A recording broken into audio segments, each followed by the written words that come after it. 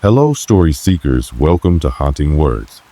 If you found this video, you're probably looking for something to help you drift off to sleep. And I'm here to deliver. But before we begin, take a moment to like this video and subscribe to the channel. Now, get comfy, turn off the lights, and let your mind wander as I take you through tonight's story. It was a few years back, but the memory still clings to me, clear and unnerving. My name is Andrew, and for years, I worked the night shift at a small manufacturing plant on the outskirts of town. I was in my late 20s then, living alone in a modest one-bedroom apartment just 5 miles from the facility. The job wasn't glamorous, but it paid the bills and offered a certain rhythm that I'd grown accustomed to. The plant operated 24 hours a day, but the night shift was always quieter. Fewer people around meant fewer distractions. I worked in quality control, spending hours inspecting parts under harsh fluorescent lights, the hum of the machines a constant in the background. My team was small, just 3 of us on rotation most nights. Let me introduce you to the others. First, there was Eric, a lanky guy in his mid-30s who had been with the company for over a decade. He had a dry sense of humor and a knack for fixing things that went beyond his job description. Then there was Paul, a younger guy who had just started a few months prior. He was soft-spoken, always buried in his headphones when he wasn't on task. Our supervisor, Mr. Turner, was rarely around at night, leaving us to handle things on our own. The plant itself was massive, a labyrinth of conveyor belts, storage shelves, and production lines. It always felt a bit eerie at night, rows of machinery sitting idle in the dim glow of emergency lights, shadows stretching in every direction. I used to get to work around 9:45 p.m., giving myself just enough time to grab a coffee from the vending machine and settle in before my shift officially started at 10. The parking lot was always nearly empty at that time, with only a few cars scattered across the wide open space. The lot bordered a patch of dense woods, and sometimes, if the wind was just right, you could hear the trees rustling even from inside the building. Routine dominated those nights. I'd clock in, check the schedule, and spend the next 8 hours making sure everything met the plant's quality standards. The monotony was oddly comforting. We had our own little routines too. Eric loved to grab his second coffee at exactly 2 a.m., claiming it was the perfect time for a pick-me-up, while Paul often disappeared for extended bathroom breaks, though no one ever questioned him about it. I used to think of myself as a practical man, not prone to flights of fancy or superstition. Life had taught me to rely on what I could see and hear, to trust the tangible. That belief, I thought, would protect me from the absurd or the unexplained. But that belief would be tested in ways I could never have anticipated. The plant's location only added to its eerie vibe. It sat at the edge of town, surrounded by nothing but miles of open fields and that thick forest I mentioned earlier. During the day, the sunlight softened its starkness, but at night, the isolation became oppressive. The few times I'd forgotten something in my car and had to walk through the lot in the dark, I'd felt an inexplicable sense of urgency to hurry back inside. Despite the occasional unease, I'd never considered myself scared of the place. I chalked it up to the natural tension of working in a big, empty building after hours. Eric used to joke about how we could film a horror movie there without needing to build a set. One night, during our usual pre-shift banter, Eric brought up a story he'd heard from someone on the day shift. Apparently, a former employee swore he'd seen something in the plant late one night, a shadowy figure darting between the rows of machines. Probably just his reflection in a window, Eric said with a laugh. We all chuckled, but Paul looked visibly uncomfortable. You don't believe in stuff like that, do you? He asked, his voice quieter than usual. I shrugged. Not really. I mean, I've worked here long enough to know there's no such thing as ghosts. That was the kind of person I was back then, practical, grounded. And for a long time, that belief was enough to keep me from questioning the odd little things I occasionally noticed. The faint sound of footsteps when I knew no one else was around. The sensation of being watched in an otherwise empty room. The flickering lights that maintenance could never seem to fix. But as the weeks turned into months, those small, dismissible moments began to pile up. At first, I attributed them to the natural quirks of an old building. After all, the plant had been operational for decades, and its age showed in the creaking floors and temperamental electrical system. The shift had its perks. I loved the quiet, the sense of having the world to myself while most people were asleep. There was something oddly peaceful about the stillness of the night. Yet, there was also a loneliness to it, a sense that we were cut off from the rest of the world. Little did I know that isolation would soon take on a far more sinister meaning. It started on a Monday night. Mondays on the night shift were always the slowest. With the weekend behind us, there was rarely a backlog of work to handle, and the plant often felt quieter than usual. That particular evening, the three of us, Eric, Paul, and I, settled into our routines like clockwork. I was at my station, inspecting a batch of newly produced parts, when I first noticed it, a faint clicking noise. It wasn't unusual for the machinery to make odd sounds now and then, but this one was different.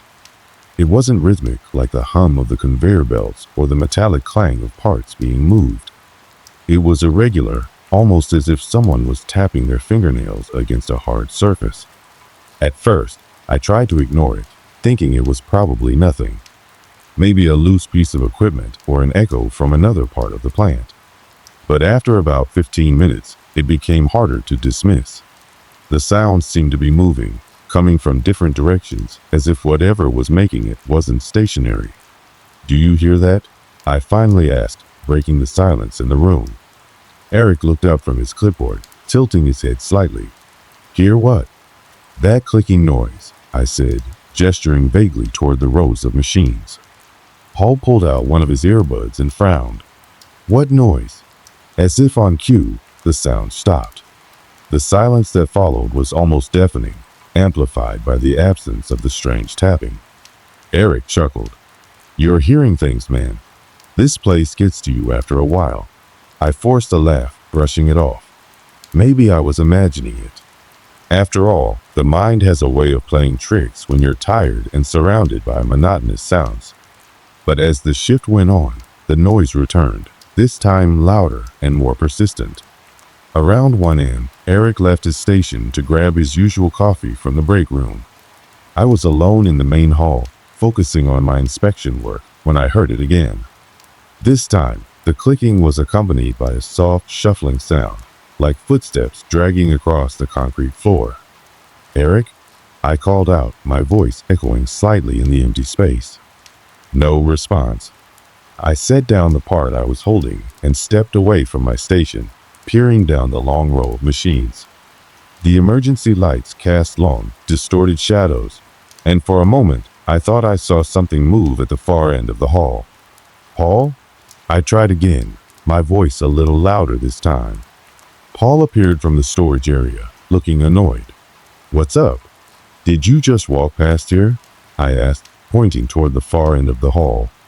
"No," he said, shaking his head. "I've been organizing parts in the back." "Why?" Before I could answer, Eric returned, holding his coffee. "Everything good?" I hesitated, debating whether to tell them what I'd seen or thought I'd seen. "Yeah," I finally said. "Just thought I heard something, that's all." Eric gave me a knowing grin. "Told you, this place gets in your head." I nodded, but I couldn't shake the feeling that something wasn't right. The next night, the clicking noise started again, but this time it wasn't limited to my area. Paul was the first to mention it.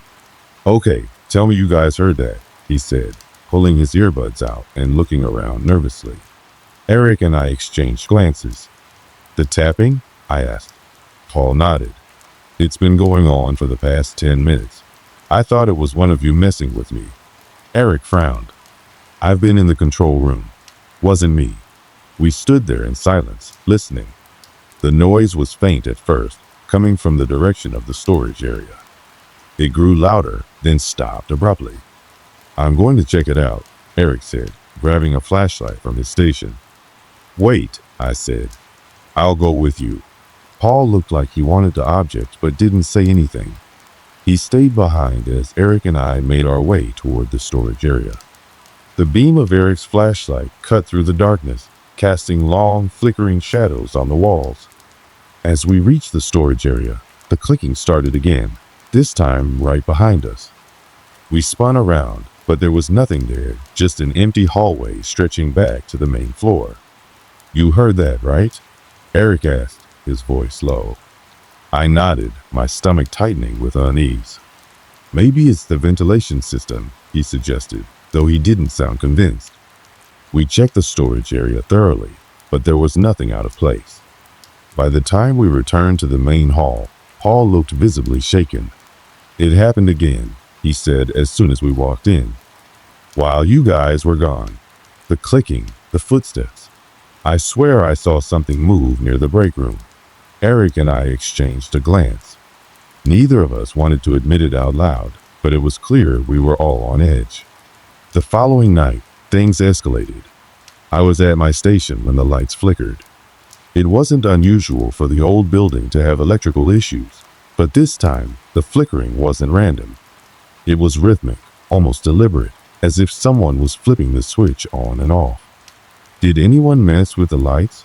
I asked, my voice tinged with frustration. Paul looked up from his station, his face pale. "I was about to ask you the same thing." Eric walked over, frowning. "It's probably just a power surge. Happens all the time." But as we stood there, the lights went out completely, plunging the room into darkness. For a few seconds, the only sounds were our breathing and the faint hum of the machines. Then, from somewhere deep within the plant, we heard it. A low, guttural sound that sent chills down my spine. "What the hell was that?" Paul whispered, his voice trembling. Eric didn't respond. He just stood there, clutching the flashlight, his jaw tight. The lights flickered back on, and everything looked normal again. But the atmosphere in the room had changed. The sense of unease that had been building over the past few nights was now impossible to ignore. That night, none of us spoke much. The usual banter and small talk were replaced by tense silences and nervous glances. We all stayed close to our stations, reluctant to venture too far into the plant. Even Eric, who usually dismissed strange occurrences as coincidences, seemed unusually quiet. As the shift came to an end, I couldn't shake the feeling that we were being watched. The thought lingered in my mind as I drove home, the empty streets and darkened windows of the town only adding to my unease. I tried to convince myself that it was all in my head, that the isolation and long hours were playing tricks on me. But deep down, I knew something wasn't right. And whatever it wasn't finished with us yet. The following night, the unease that had been creeping through the plant seemed to settle into every corner. Eric, Paul, and I showed up to our shifts a little quieter than usual. The small jokes and casual conversations that usually filled the early hours were absent, replaced by furtive glances and the kind of silence that makes your own breathing sound too loud. I couldn't help but feel the tension building, like the quiet before a storm. The air in the plant felt heavier, almost stifling. Even the hum of the machines seemed different, muted, as if the entire building was holding its breath. It began almost immediately. As I settled into my station, I heard the now familiar clicking sound again, but this time it was louder, sharper, and accompanied by something new, a faint whispering. Not words exactly, but the low, sibilant sound of breath moving over vocal cords. I froze, straining to listen. The whispers seemed to come from everywhere at once, echoing off the concrete walls. When I turned to look behind me, I saw a shadow. It darted across the far wall, quick and unnatural, like someone running just out of sight. "Did you see that?" I called out, my voice cracking slightly.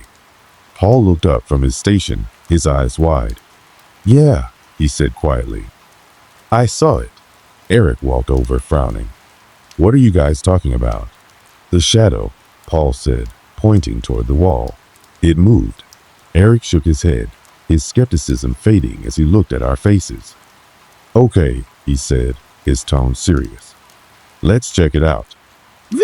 We grabbed flashlights and moved toward the far end of the plant, where the shadow had disappeared. The air grew colder as we walked, and I could feel the hairs on the back of my neck standing up. As we reached the storage area, I noticed something strange. The faint smell of burnt plastic hung in the air, sharp and acrid. "Do you smell that?" I asked. Eric nodded. "Yeah, it's coming from over there." He pointed toward a cluster of shells, and we approached cautiously. The smell grew stronger, and when we rounded the corner, we saw it. A pile of melted wires, still smoldering.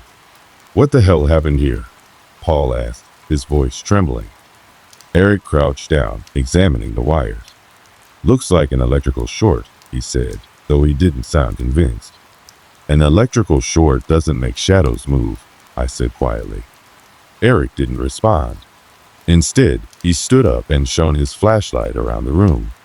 The beam caught something on the wall, a set of scratch marks, long and deep, etched into the concrete. "Okay, that's not normal," Eric admitted, his voice tight. We stared at the marks in silence, the weight of what we were seeing sinking in. This wasn't just our imaginations. Something was happening in this plant, and it wasn't natural.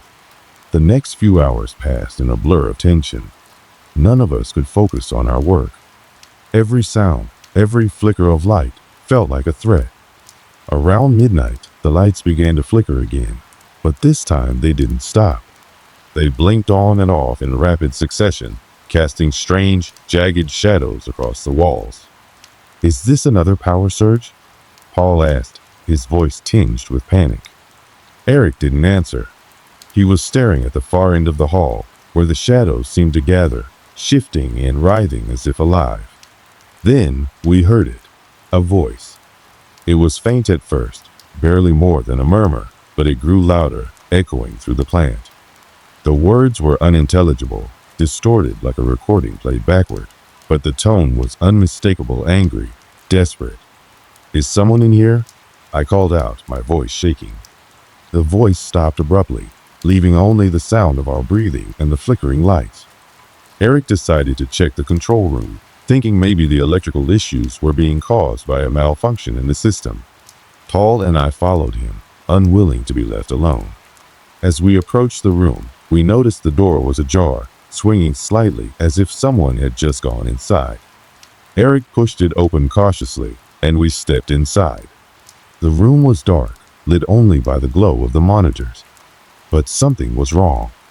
The screens were flickering, displaying static interspersed with distorted images, brief flashes of faces, contorted in expressions of pain or fear. "What the hell is this?" Paul whispered, stepping closer to one of the monitors. As he reached out to touch the screen, the image changed. A single word appeared, written in jagged, flickering text. "Safe." Paul stumbled back, his face pale. "We need to get out of here," he said, his voice shaking. Eric didn't argue. We left the control room, closing the door behind us. As we made our way back to the main floor, we saw it. Standing at the far end of the hall, partially obscured by the shadows, was a figure.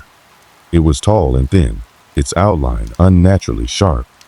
The emergency lights cast a faint glow around it, but no details were visible, just a dark, featureless shape. We froze, staring at it. The figure didn't move, but the air around it seemed to ripple, distorting like heat waves rising from asphalt. "Who are you?" Eric called out, his voice firm but uneasy. The figure didn't respond. Instead, it tilted its head slightly, as if studying us. Then, without warning, it vanished, dissolving into the shadows like smoke. By now, all three of us were visibly shaken. We huddled near the break room, trying to make sense of what was happening. "This place is cursed," Paul said, his voice trembling. "Don't say that," Eric snapped. "There has to be a logical explanation." "What explanation?" I asked. "The shadows, the voices, the figure, none of this is normal." Eric didn't respond. He just stared at the floor, his jaw tight. Despite our fear, we knew we couldn't just leave. The plant was our responsibility, and abandoning it in the middle of the night would have serious consequences. "We need to figure out what's going on," Eric said finally. "If this is some kind of prank, we can't let it slide." Reluctantly, Paul and I agreed. We decided to split up and search the plant, each taking a different section. It wasn't an ideal plan, but it was the only one we had. As I made my way toward the storage area, flashlight in hand, I couldn't shake the feeling that I was being watched. The shadows seemed to shift and move, following me as I walked. I stopped suddenly, shining my flashlight toward a row of shelves. For a brief moment, I thought I saw a pair of eyes staring back at me, glowing faintly in the darkness. But when I stepped closer, there was nothing there. It started with the lights. Just like before, they flickered erratically, plunging the plant into intervals of darkness. But this time, the darkness lingered a little too long, and when the lights came back on, everything felt wrong. The layout of the machinery seemed slightly off, as if someone had shifted the entire plant just a few degrees. Tools that should have been neatly arranged on workstations were now scattered across the floor. "What the hell is going on?" Paul whispered, his voice barely audible. Before anyone could answer, a deafening bang echoed through the building. It came from the far end of the plant, where the storage area was located. "That's it," Eric said, grabbing a heavy wrench from a nearby table. "I'm not playing these games anymore." As we rounded the corner, we stopped in our tracks. The storage area was unrecognizable. The shelves had been toppled, their contents strewn across the floor. And in the center of the chaos stood the figure. This time, it was no fleeting shadow. The figure was fully visible, bathed in the pale glow of the emergency lights. It was tall and humanoid, but its features were grotesque and distorted. Its face was a void, no eyes, no mouth, just an expanse of smooth, black skin. Its limbs were unnaturally long, ending in sharp, claw-like fingers. Paul gasped audibly, taking a step back. What? What is that?" The figure tilted its head, as if amused by our terror. Then it began to move. The figure lunged toward us with a speed that defied logic. Eric swung his wrench instinctively, but the figure moved too quickly, dodging the attack effortlessly. "Run!" Eric shouted, his voice filled with panic. We didn't need to be told twice. The three of us turned and sprinted back toward the main floor, the sound of the figure's footsteps echoing behind us. As we ran, the lights continued to flicker, making it nearly impossible to see where we were going. Machinery loomed out of the darkness like metallic ghosts, and the air was filled with the sound of our ragged breathing. I glanced over my shoulder and saw the figure gaining on us, its movements fluid and predatory.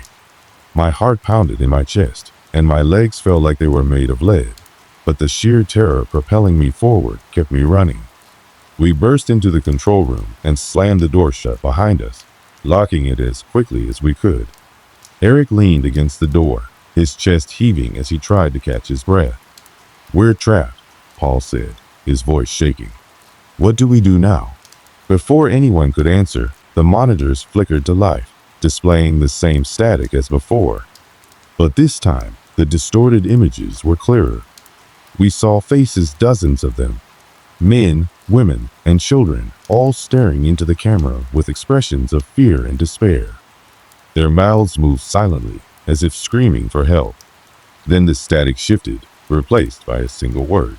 "Why?" "What does it mean?" I asked, my voice barely above a whisper. Eric shook his head, his face pale. "I don't know." The screen changed again, showing an old photograph.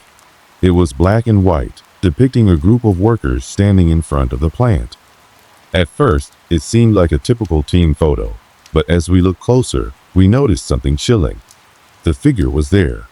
It stood at the edge of the group, barely noticeable, but unmistakable. Its featureless face stared directly into the camera, its presence anachronistic and wrong. As we stared at the photograph, the whispers began again, louder this time. They filled the room, overlapping until they formed coherent words. "They buried us. They forgot us. We will not rest." The temperature in the room plummeted, and the door rattled violently as if the figure was trying to break in. "What do they want?" Paul shouted, his voice cracking. "They want justice," I said, the realization dawning on me. "They were workers," I said, my voice trembling. "People who died here and were forgotten." The door burst open, and the figure stepped inside. But this time, it wasn't alone. Shadows poured in behind it, coalescing into the shapes of men and women. Their faces were gaunt and hollow, their eyes empty voids. "Please," I said, stepping forward despite my fear. "We're not the ones who hurt you. We're just trying to understand." The figure stopped, its head tilting slightly. The whispers grew louder, a cacophony of anger and sorrow. Eric stepped forward, holding up his hands.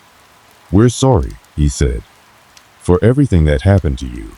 You didn't deserve it." For a moment, the figure seemed to waver, its form flickering like a dying flame. The whispers softened, replaced by a low, mournful hum. Then, as suddenly as it had appeared, the figure dissolved into the shadows. The other shapes followed, fading into the walls until the room was empty. The air grew warmer, and the oppressive weight that had filled the plant lifted. The monitors went dark, and the lights stopped flickering. For the first time in weeks, the plant was silent. We stood there, too stunned to speak, until Eric finally broke the silence. "What just happened?" "I think they're at peace now," I said, though I wasn't entirely sure. When Paul, Eric, and I walked back into the building for our next shift, the air seemed different. It was quieter not just in sound, but in atmosphere. The usual hum of machinery was subdued, almost as though the plant itself was recovering from what had happened. Eric kept glancing at the monitors in the control room, half expecting the static or the strange images to return. Paul stayed close to us, his usually boisterous demeanor now replaced by a nervous silence. And I couldn't shake the feeling that we were being watched, though no shadows moved and no whispers echoed through the halls. We busied ourselves with our tasks, avoiding the storage area and the control room as much as possible. Each clang of metal or hiss of steam made us jump, but the plant remained still. Whatever had haunted us seemed to be gone, or at least it wasn't making itself known anymore. Despite the uneasy calm, I felt compelled to learn more about the plant's history. I spent my days off digging through local archives, reading old newspaper clippings, and interviewing retired workers who had been around during its early years. What I uncovered was both fascinating and horrifying. The plant had been built in the 1950s, during a time when safety regulations were lax, and profits often outweighed the well-being of workers. Several accidents had occurred over the decades: explosions, equipment failures, and even a catastrophic collapse in the storage area that had claimed multiple lives. The names of the victims were rarely mentioned in official records, and there were no memorials or plaques to honor them. It was as if their existence had been erased, buried beneath the relentless march of progress. When I shared what I had learned with Paul and Eric, their reactions were mixed. "I knew this place had a dark history," Paul said, shaking his head. "But I didn't realize it was this bad." Eric was quieter, staring at the old photographs I had found. "Do you think that's why they came back?" "I think they just wanted to be remembered," I said, "to have their stories told." Despite the memorial and the efforts to honor the past, there were still unanswered questions. What exactly had we seen that night?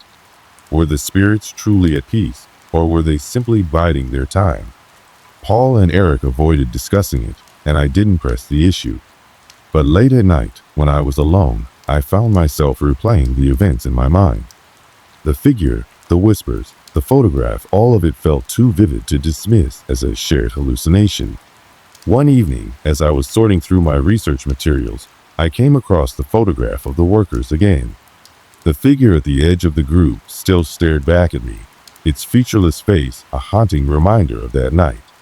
But this time, I noticed something I hadn't seen before.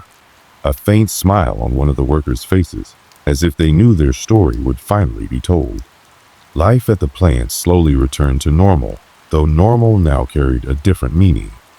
We worked our shifts with a newfound respect for the building and its history, careful not to dismiss the strange occurrences that had become part of our lives.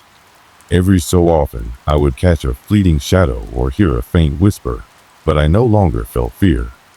Instead, I felt a quiet understanding, a connection to something bigger than myself. Paul eventually transferred to a different site, saying he needed a fresh start. Eric stayed on, his usual bravado tempered by the experience. As for me, I continued working at the plant, driven by a sense of duty to honor the past and ensure it was never forgotten again. Working the night shift has changed for me.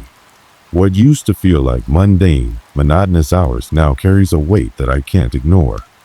The silence of the night no longer feels empty, but rather full, filled with stories, echoes, and reminders that we are never as alone as we think. I've grown to appreciate the small details I once overlooked: the faint hum of the machines, the steady pulse of the conveyor belts, the way shadows shift and move under the dim industrial lights. Each sound, each flicker of movement, feels like a quiet nod from the past, a reminder that history is always present, even if we don't see it. If there's one thing I've learned, it's the importance of remembrance. The plaque in the lobby is more than just a list of names. It's a bridge between the past and the present. It's a way to honor the sacrifices of those who came before us and to ensure that their stories aren't lost to time. I've noticed small changes in the way we work now. Employees seem more connected, more aware of each other's struggles. There's a sense of community that wasn't there before, as if the events of that night brought us closer together. Eric, who stayed on at the plant, has become a quieter, more introspective person. He still cracks the occasional joke, but there's a depth to him now that wasn't there before. Paul, on the other hand, has moved on to another job in another city. We still keep in touch, and he often asks if anything strange has happened at the plant. I always tell him no, but the truth is, the strangeness never really went away.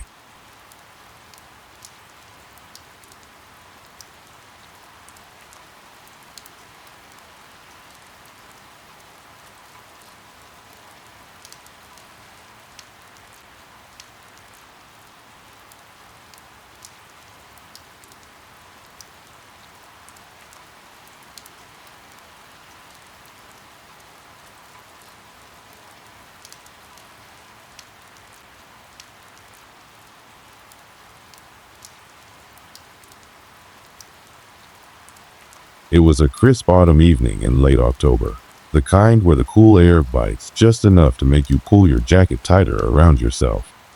I live in a small town, the kind where everyone knows everyone, and local legends are passed down like treasured heirlooms. Our town wasn't particularly exciting, but it had its quirks. Old buildings, quiet streets, and a sense of stillness that felt both comforting and eerie. One of the town's most infamous landmarks was Grayson Bridge. Built in the early 1900s, it connected the older, more rural parts of town with the bustling main square. The bridge wasn't anything remarkable to look at: stone arches, worn railings, and moss creeping up its edges, but it had a reputation. Stories of strange occurrences and ghostly sightings were as old as the bridge itself. I had heard these tales growing up, but like most people, I brushed them off as exaggerated campfire stories. I'm Logan, by the way, and I've lived here my whole life. My best friend, Eric, and I had a tradition of going for late-night walks whenever life felt too heavy. We'd wander the quiet streets, talking about anything and everything, our voices the only sound against the backdrop of rustling leaves and distant crickets. It was during one of these walks that we decided to cross Grayson Bridge, something we had avoided for years without really admitting why. That night started like any other. Eric and I had just finished a long shift at the local diner where we worked. The day had been uneventful, cleaning tables, refilling coffee cups, and the usual chatter with regulars who treated the diner like their second home. The familiar hum of fluorescent lights and the smell of fryer oil still clung to us as we walked down the dimly lit streets. The air was thick with the scent of damp earth and the faint sweetness of decaying leaves. The occasional street lamp flickered, casting long, jagged shadows on the ground. We didn't have a destination in mind, just the shared understanding that we needed to escape the monotony for a little while. Our conversation was light at first: complaints about work, musings about where life might take us, and jokes about the eccentric characters in town. Eric had this way of making even the dullest topics hilarious, and his laughter echoed off the empty streets like a comforting melody. As we wandered further from the town center, The streets grew quieter, the houses older, and the shadows darker. Without realizing it, we found ourselves on the path leading to Grayson Bridge. The bridge loomed ahead, its silhouette stark against the moonlit sky. "Should we?" Eric asked, his voice tinged with both curiosity and hesitation. I shrugged, trying to play it cool, but my stomach churned. "Why not? It's just a bridge." We stepped onto the weathered stones, our footsteps echoing faintly. The bridge was longer than I remembered, and halfway across, it felt like we were suspended in an endless void. Below us, the river flowed lazily, its surface glinting like liquid silver in the moonlight. For a moment, everything felt still. Too still. The kind of stillness that makes you hyper-aware of every sound, every movement, every breath. Eric broke the silence with a nervous laugh. "You know, they say this place is haunted. Supposedly, some guy fell off the bridge decades ago, and his ghost still wanders here." I rolled my eyes, though I could feel the hair on the back of my neck standing on end. "Yeah, and they also say if you stand here at midnight, you'll hear him calling out for help." "It's just a story, man." "Maybe," Eric said, his grin faltering for a split second. We stood there for a while, leaning against the railing and staring down at the water. The conversation shifted back to mundane topics, plans for the weekend, Eric's new obsession with fixing up his old car, and the diner's infamous Thursday meatloaf special. But there was an unspoken tension in the air, a sense that we weren't entirely alone. As the minutes ticked by, I found myself glancing over my shoulder more often than usual. Shadows seemed to move in the corners of my vision, but whenever I turned to look, there was nothing there. I told myself it was just the play of moonlight and the sway of the trees, but my unease grew with each passing second. Eric must have noticed because he suddenly said, "Let's head back. It's getting late." Relieved, I nodded, and we turned to leave the bridge behind. But as we stepped off the bridge and onto the gravel path leading back to town, a faint sound stopped us in our tracks. It was barely audible at first, like a whisper carried on the wind. "Did you hear that?" I asked, my voice barely above a whisper. Eric nodded, his expression serious now. "Yeah, sounded like." He trailed off, listening intently. It sounded like footsteps, but there was no one else around. We stood frozen for a few seconds, the sound of footsteps growing louder. It wasn't the usual echo of our own movement across the gravel. This was something distinct, deliberate. It wasn't coming from us. It wasn't coming from anyone we could see either. I glanced over at Eric, his face pale under the dim light of the street lamp. "There's nobody else here," I whispered, my voice hoarse with the sudden tension that gripped me. Eric nodded, a slight tremble in his hands as he shoved them deep into his pockets. "We should just keep walking," he said, his words rushed. He didn't need to say more. We both knew that something was off. I tried to ignore the creeping chill running up my spine. The footsteps weren't fading, they were coming closer. They were moving at a steady pace, almost as if following us. Each step on the gravel sounded too close to our own, yet there was no one behind us. I swallowed hard, my mouth dry. "It's just the wind, right?" I asked, though I didn't believe it myself. Eric gave a nervous laugh, though it didn't reach his eyes. "Yeah, right. The wind's making footsteps." We both started walking faster, the sound of the footsteps matching our pace, never too far behind. I could feel my heart pounding in my chest as I glanced over my shoulder again. The path behind us was empty, dark, with only the occasional flicker of distant streetlights. No one else in sight. We walked in silence for a while, the tension thick between us. The sound of footsteps was still there, mirroring our every move. It was like they were right on top of us, closing the distance with each step. I kept my eyes straight ahead, focusing on the distant glow of town lights. We were almost there. But as we reached the end of the path, something changed. The footsteps stopped. Just like that. The silence that followed felt too heavy, too unnatural. I stopped walking, turning to look at Eric. Did you hear that?" Eric stopped too, looking back in confusion. What? The footsteps. They're gone. I felt a mixture of relief and confusion flood over me. Eric nodded slowly, his face pale as he glanced over his shoulder. That's strange. Strange? I asked. It's unnerving. There was no one there, Eric. No one. We both stood there for a moment, trying to make sense of what had just happened.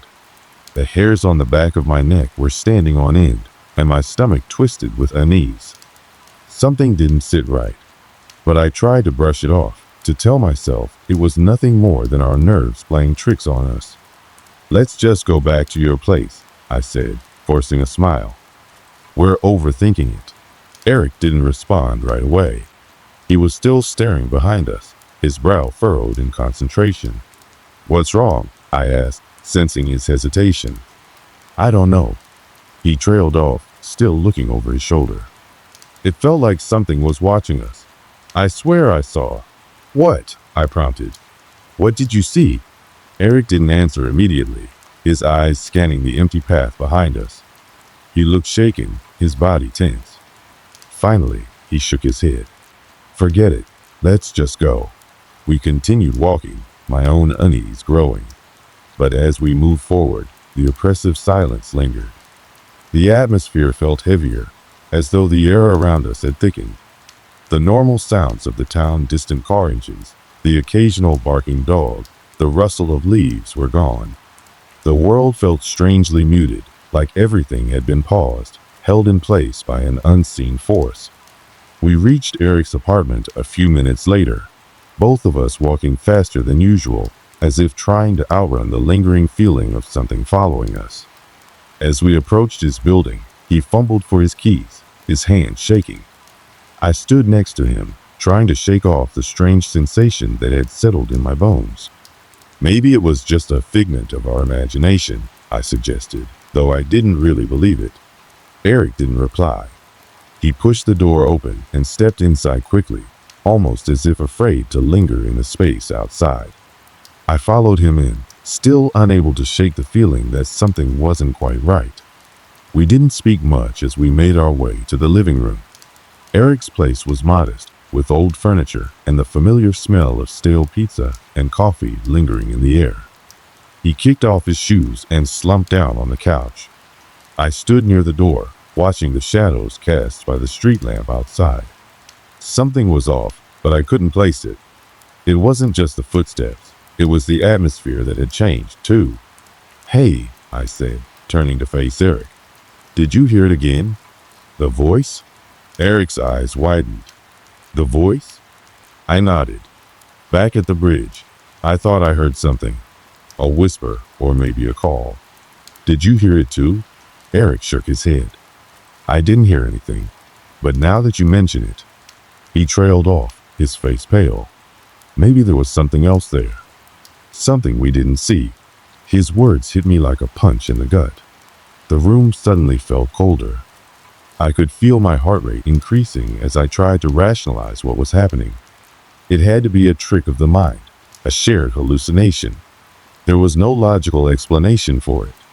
I sat down beside him, running a hand through my hair. We're just tired.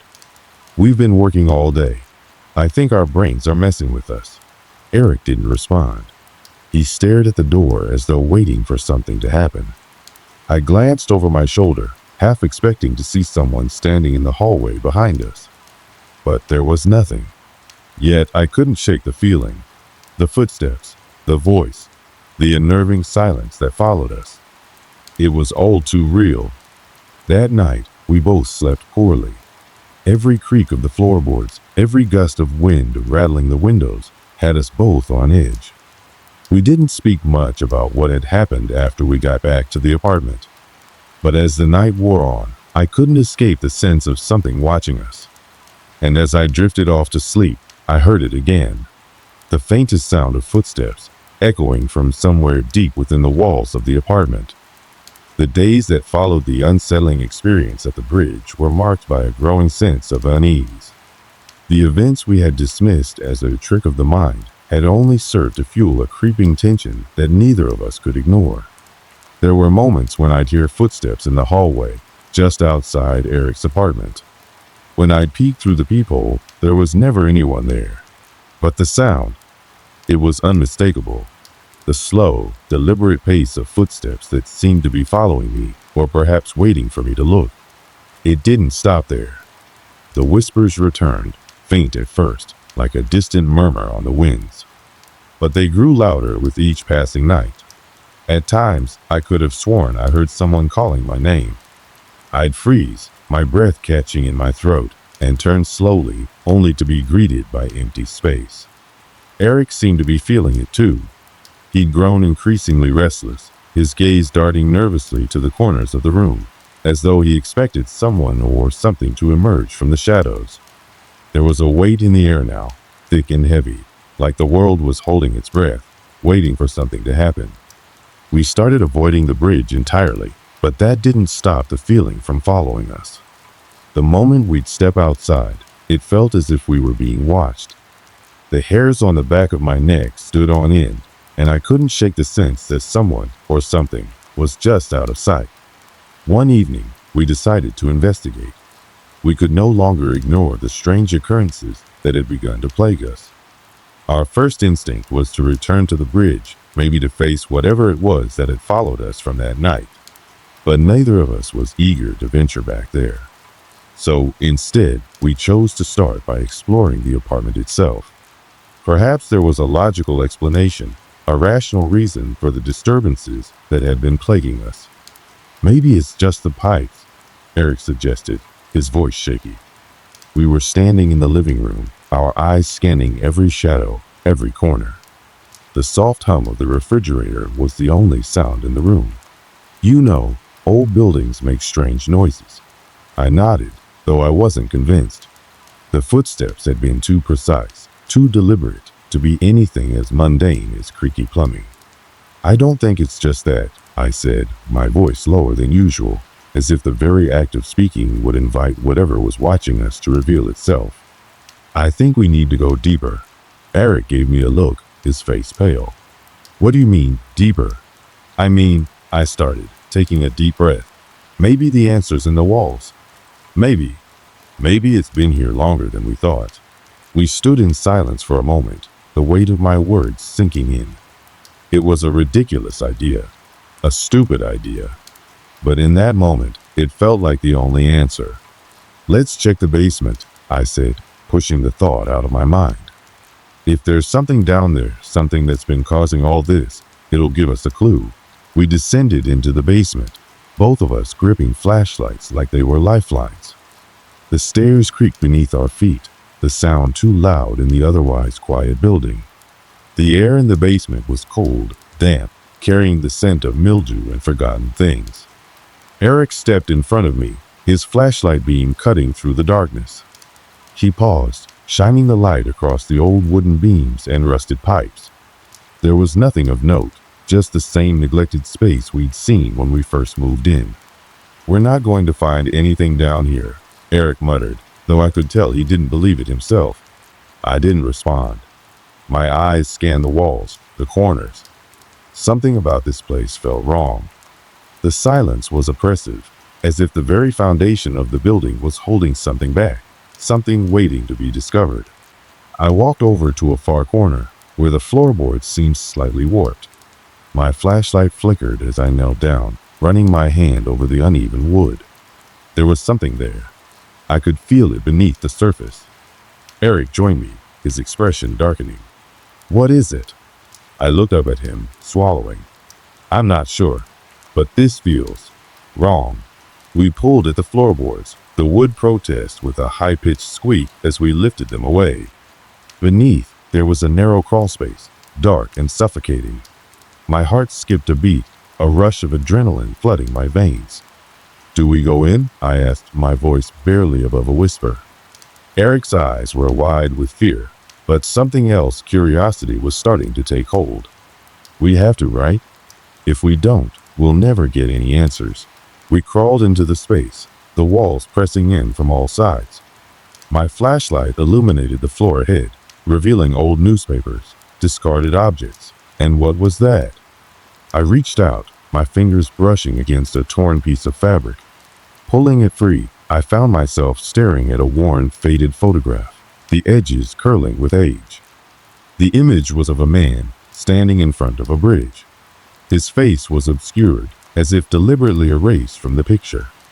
I could feel Eric's breath catch behind me. "What the hell is that?" he whispered. I turned the photo over, my fingers trembling as I read the back. "The one who watches, the one who waits." The words sent a cold shiver down my spine. What does that even mean? Before Eric could answer, there was a loud creak from above us, followed by the unmistakable sound of footsteps, slow, deliberate, coming from somewhere above.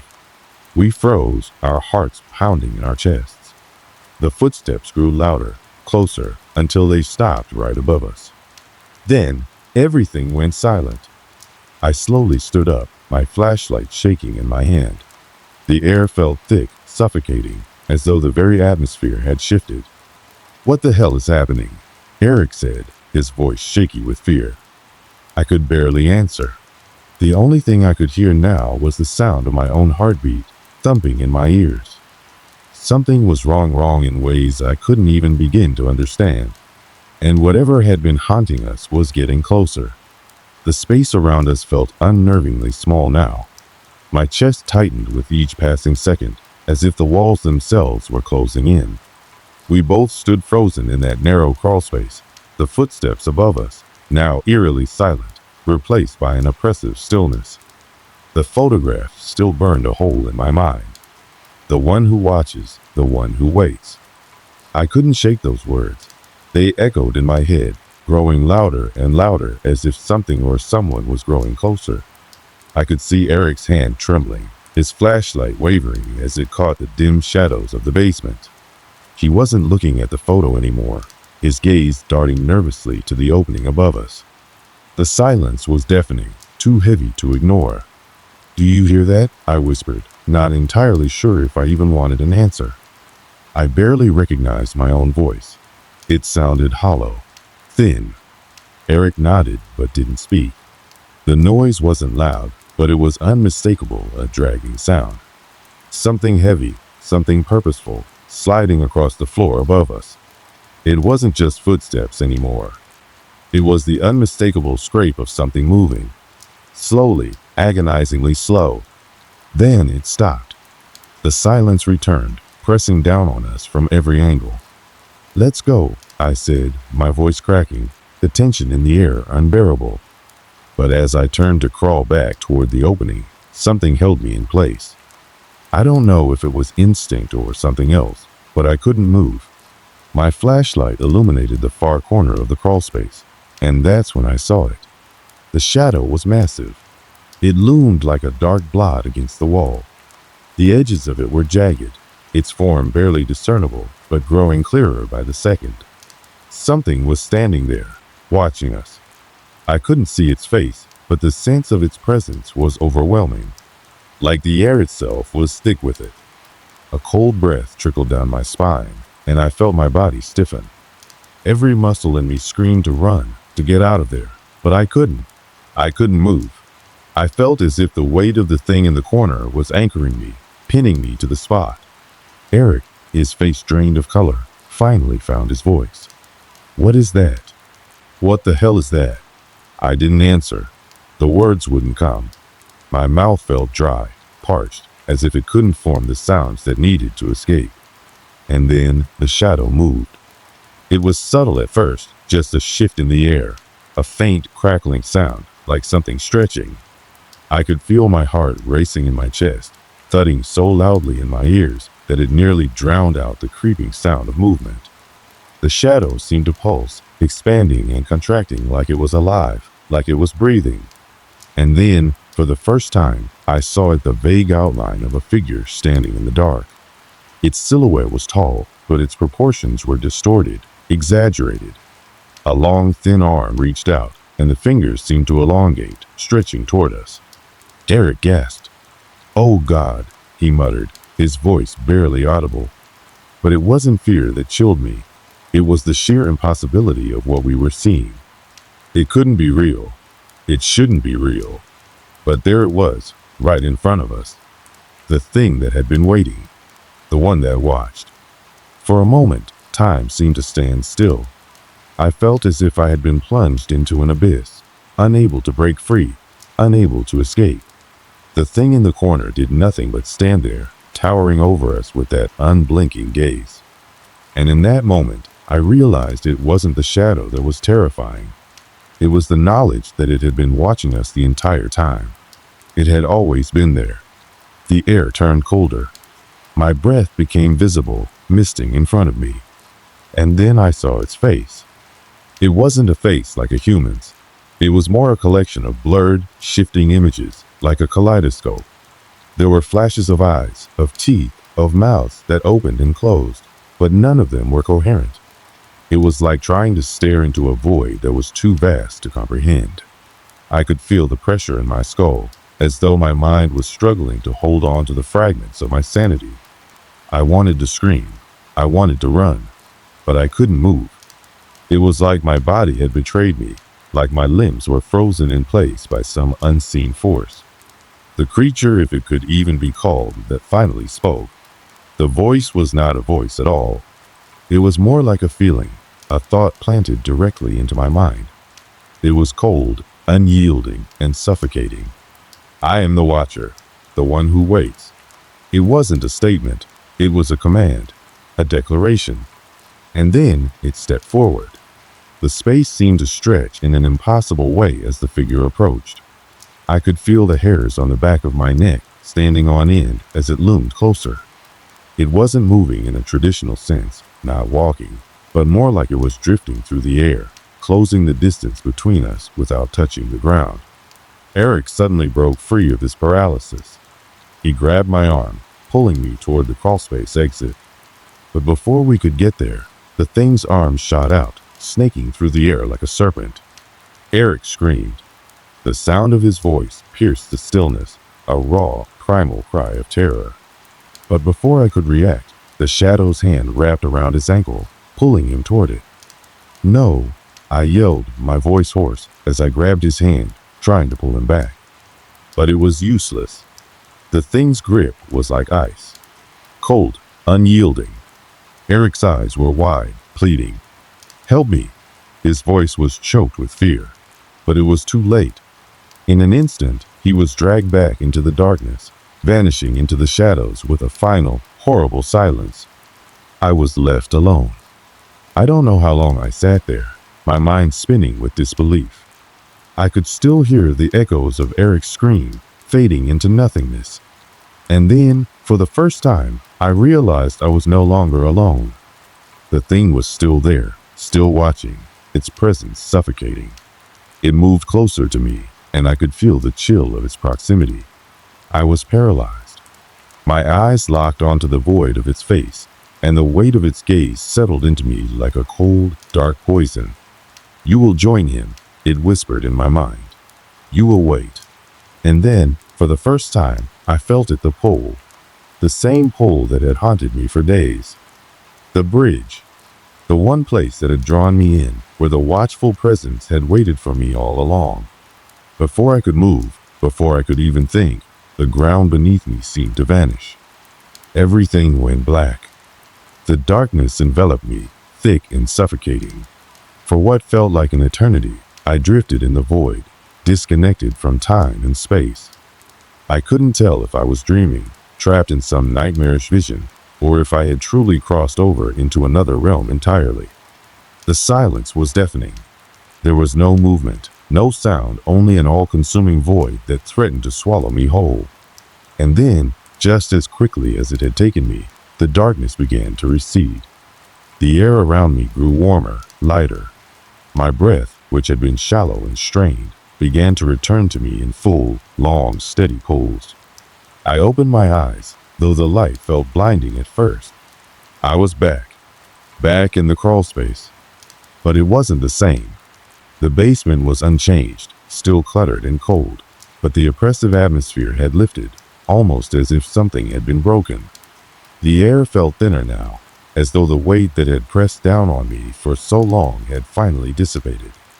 I sat up, disoriented, trying to process what had just happened. Eric was gone. The dark presence, the watcher, was no longer there. It had left, but I wasn't sure if it was truly gone or if it was simply waiting for the right moment to return. I scrambled toward the opening of the crawlspace, my heart racing with each movement. I had to get out. I had to leave. I couldn't stay another second in this house, in this place.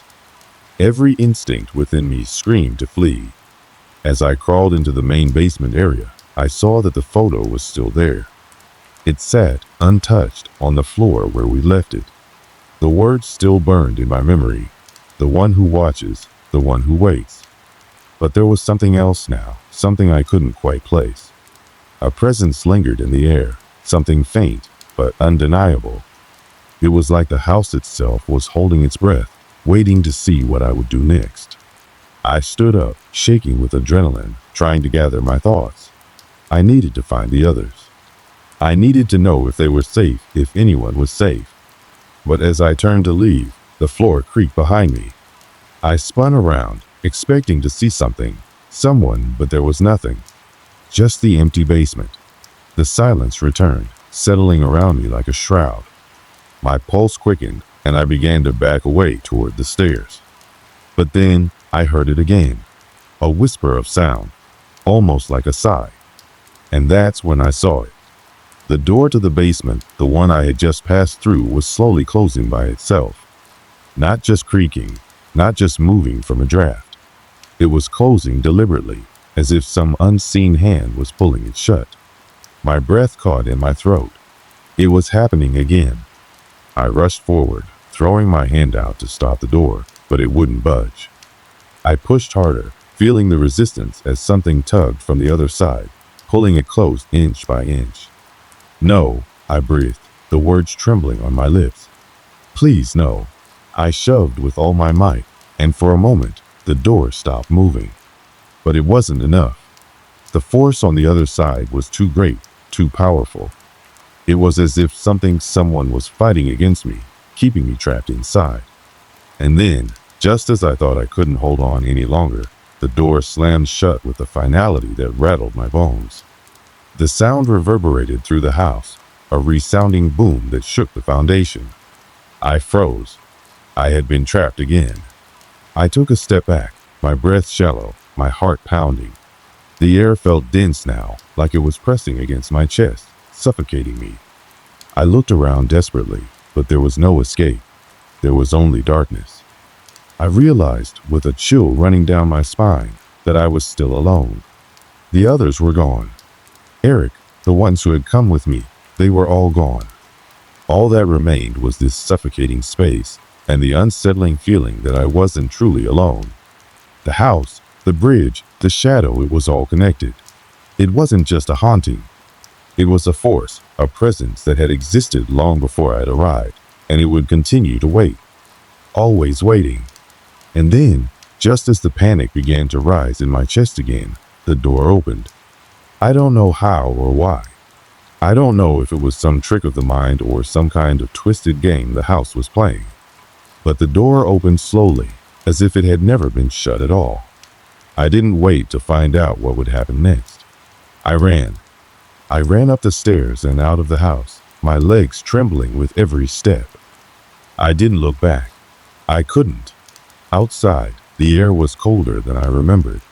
The sky was overcast, heavy with a low, oppressive fog. The world felt muted, as if I had stepped out of one reality and into another. I had escaped the house, yes, but I wasn't sure if I had truly escaped what had followed me. I stood there, panting, my chest heaving as I tried to catch my breath. I looked up at the bridge, its dark silhouette looming over me like a watchful sentry. I knew what it had meant, what it had been waiting for. It wasn't over. The house behind me stood still, the windows dark. The streetlights flickered on, casting long shadows on the road. I turned away, not wanting to look at it any longer, not wanting to acknowledge what it was, what it had done. But I knew that something still waited. It always would. As I walked away, I could feel the weight of the watcher's gaze still on me, lingering, even from a distance. The question gnawed at the back of my mind. Was it truly over? Or had I just been given a temporary reprieve? I never went back to that bridge, to that house. I never spoke of it again. Some things, some experiences, are better left forgotten. But deep down, I know it's not gone. It's just waiting for someone else. And I hope they don't make the same mistake I did. I didn't stop running until I couldn't see the bridge anymore. The air around me grew colder as I walked farther down the road, away from the house, away from the bridge. I couldn't shake the feeling that something was following me. Not in the physical sense, but in the deep, unsettling way that makes the hairs on the back of your neck stand up. It wasn't over. I didn't know if it would ever be over. The entire experience felt like a dream, but the weight of it, the fear, and the helplessness all felt too real to dismiss. I told myself that the bridge was just a bridge, that the house was just a house, but I knew better. What I had encountered, was something beyond human comprehension. It wasn't just a haunting. It was a presence, a force, one that existed beyond the physical realm, one that had always been there, watching and waiting for someone to cross its path. I didn't tell anyone about what happened. I couldn't. Who would believe me? Who would understand the terror of being trapped in a place, surrounded by a force you couldn't fight, couldn't escape? I kept it to myself, locked away in the deepest corner of my mind, where I could pretend it never happened. But the memory was there. It haunted me in the quiet moments when I was alone with my thoughts. I tried to move on. I told myself that I had survived, that I had escaped, but deep down, I knew that the experience had changed me. It had left its mark, a scar that would never fade. There are some things in this world that you can't erase. Some experiences that leave an imprint so deep that no amount of time can heal it. Years have passed since that night, and I've tried to put it behind me. I moved away from the area, found a new life, started fresh.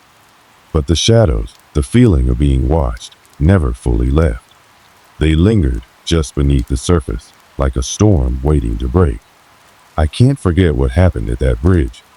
I can't forget the look in Eric's eyes, the darkness that seemed to consume everything around us. Every time I drive past an old bridge, every time I hear the sound of creaking wood, every time the wind picks up and rustles the leaves, I can feel it. The presence, the watcher. I wonder if it's still out there, waiting for its next victim, its next chance to claim someone. I don't know why I was chosen. I don't know what Eric and I did to draw its attention. But I know this: some places are cursed. Some places carry a darkness that will never go away. And no matter how far you run, no matter how much time passes, that darkness will always find a way to follow you. The bridge remains, standing in the distance, a silent sentinel over the land. It hasn't changed. It still holds the same malevolent energy that it always did. People pass it by every day, unaware of the evil that waits in the shadows. Some might call it just a bridge, just a place where cars and pedestrians cross. But I know better. I know that some bridges, some locations, are never just that. They are something more. They are doorways, thresholds to something darker, something otherworldly.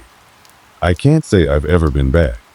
Even years later, the thought of going near that place fills me with an overwhelming sense of dread. I can't go back. I can't risk it. The experience has taught me that some doors, once opened, should never be revisited. Some things, once unleashed, can never be contained. But the story doesn't end here. It doesn't end with me walking away from that bridge, away from the house. It continues in the whispers of those who pass the area and hear the strange sounds in the night, the people who report unexplained feelings of unease when they come near the bridge. It continues in the stories that others will share about strange things they've seen, about the shadows that seem to move in the corner of their eyes. I'm not the only one who felt it. I'm not the only one who's been touched by that darkness. And I don't think I'm the last. And so, the question remains, will it ever be over? I don't know. But I do know this: some things can never be fully escaped. The darkness, the watcher, the bridge, they will always be a part of me, lingering in the back of my mind, reminding me of the terror I once faced. A terror that I can never forget. Maybe, one day, Someone else will have to face it. But as for me, I've learned my lesson. I don't need to seek out the answers. Some things are better left untouched, better left in the shadows where they belong. And so, I live my life, trying not to think about it, trying to move on. But every so often, when the winds is just right, when the shadows fall a little too long, I hear the creak of wood, the whisper of a presence in the air, and I know it's still there.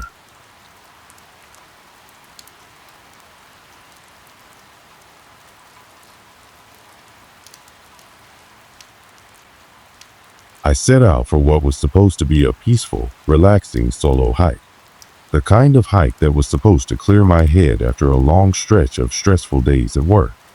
You know the type, one of those weekends where you just need to escape the constant buzz of your phone, the endless emails, and the unceasing demands of city life. I decided to head out to the National Forest, a sprawling stretch of nature that always seemed to offer the perfect balance of tranquility and adventure. It had been a long week, one filled with meetings, presentations, and the kind of pressure that builds up slowly until it's practically unbearable. My mind needed a reset. The idea of getting lost in nature for a while, away from the chaos of the world, seemed like just the kind of therapy I needed. I packed my essentials the night before: water, snacks, a map, a compass, and a good old-fashioned hiking stick. I had done this plenty of times before. I've always enjoyed being out in the wilderness, the sound of birds chirping, the crisp air filling my lungs. There's something comforting about it, something that reminds you that life is bigger than the hustle and grind of daily routine. I left my apartment early that morning, just as the sun began to rise. The light was soft, almost golden, casting long shadows over the quiet streets. The drive out to the forest was peaceful, with the road winding through sleepy small towns and fields of tall grass. There was something oddly peaceful about the solitude of that drive, and I could feel my body slowly relax as I moved farther from the noise of the city. When I arrived at the trailhead, the parking lot was nearly empty, with only a couple of other cars scattered about. It seemed like a perfect day for a hike, cool but not too cold, clear skies, and just enough sunlight to illuminate the vibrant fall foliage. I quickly suited up and adjusted my backpack. It wasn't anything too complicated, just a day hike after all. I didn't need to carry too much with me. I started my walk on the trail, my boots crunching against the dirt path beneath me.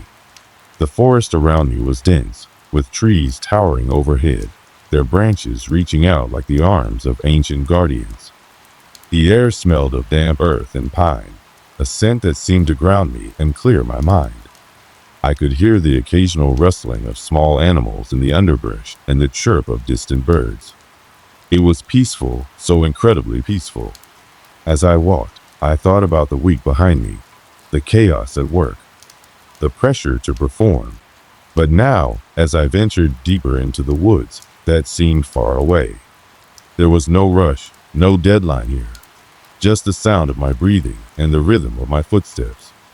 I walked for hours, following the well-maintained trail as it snaked through the forest, leading me deeper into the heart of the woods. The trees here were older, their bark thick and weathered.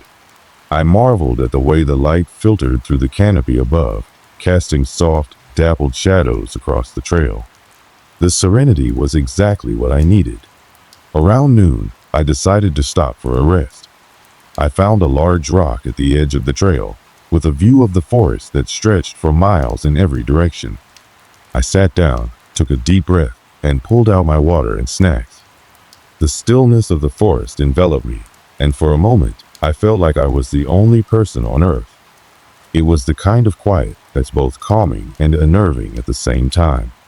But it was also during this moment of stillness that I first felt an odd sensation, a prickling at the back of my neck. A slight unease that crept over me, though I couldn't immediately put my finger on why. It was nothing overt, just a feeling that something was off. But I dismissed it, thinking it was just the natural quiet of the woods getting to me. I packed up my things and continued down the trail. The forest began to feel even more isolated the farther I went, and the air grew thicker, colder. I couldn't explain it, But the sense of unease that had lingered since my rest only grew stronger as I moved forward. There was no one else around, not a soul in sight. The quiet was oppressive now, too still, too perfect. I was beginning to feel like I was being watched, but I pushed that thought away. It was just the woods playing tricks on my mind. I checked the time on my watch. It was nearing mid-afternoon. I had been hiking for several hours and was deep into the forest now. The path was less traveled here, and the trees seemed denser, the shadows darker. But I wasn't worried. I had done plenty of solo hikes in the past.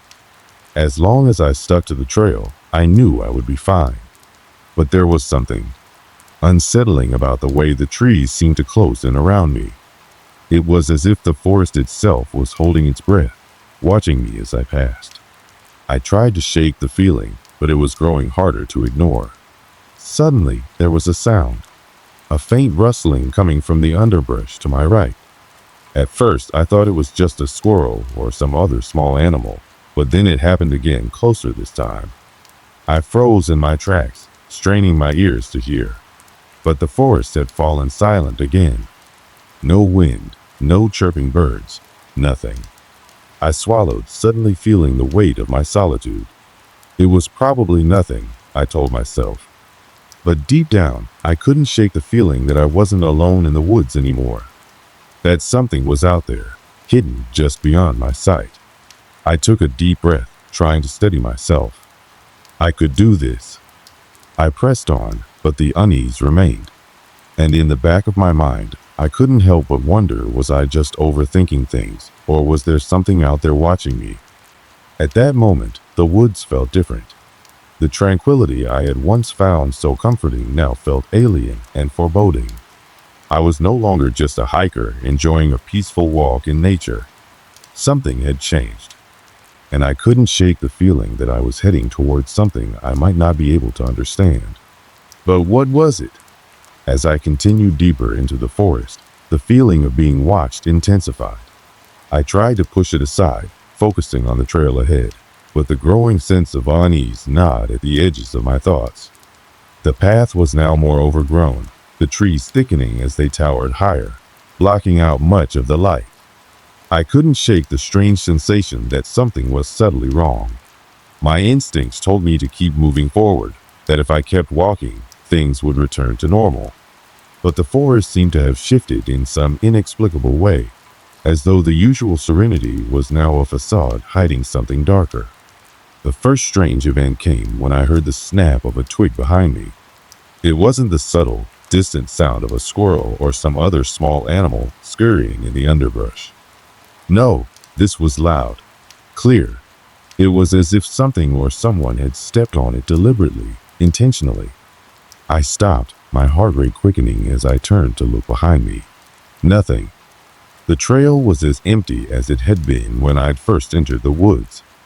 Just the tall, silent trees and the sprawling ferns at the base. The wind wasn't blowing, and there were no other hikers in sight. The only sound was my own breath and the occasional distant call of a bird. For a long moment, I stood there, straining my ears to listen. I was certain I had heard something. My mind raced through explanations. Was it an animal? A deer, perhaps? A bear?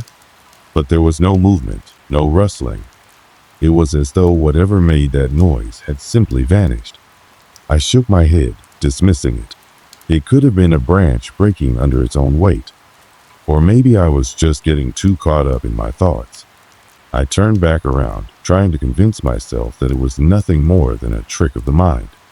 But the atmosphere had changed.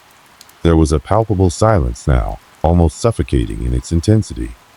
Even the usual sounds of the forest, the chirping of birds, the rustling of leaves seemed to have disappeared. Everything felt still, too still. I pressed on, hoping to outrun the unease creeping up on me. The path ahead wound through a particularly dense section of trees, and the shadows cast by their thick branches seemed darker than they had been before.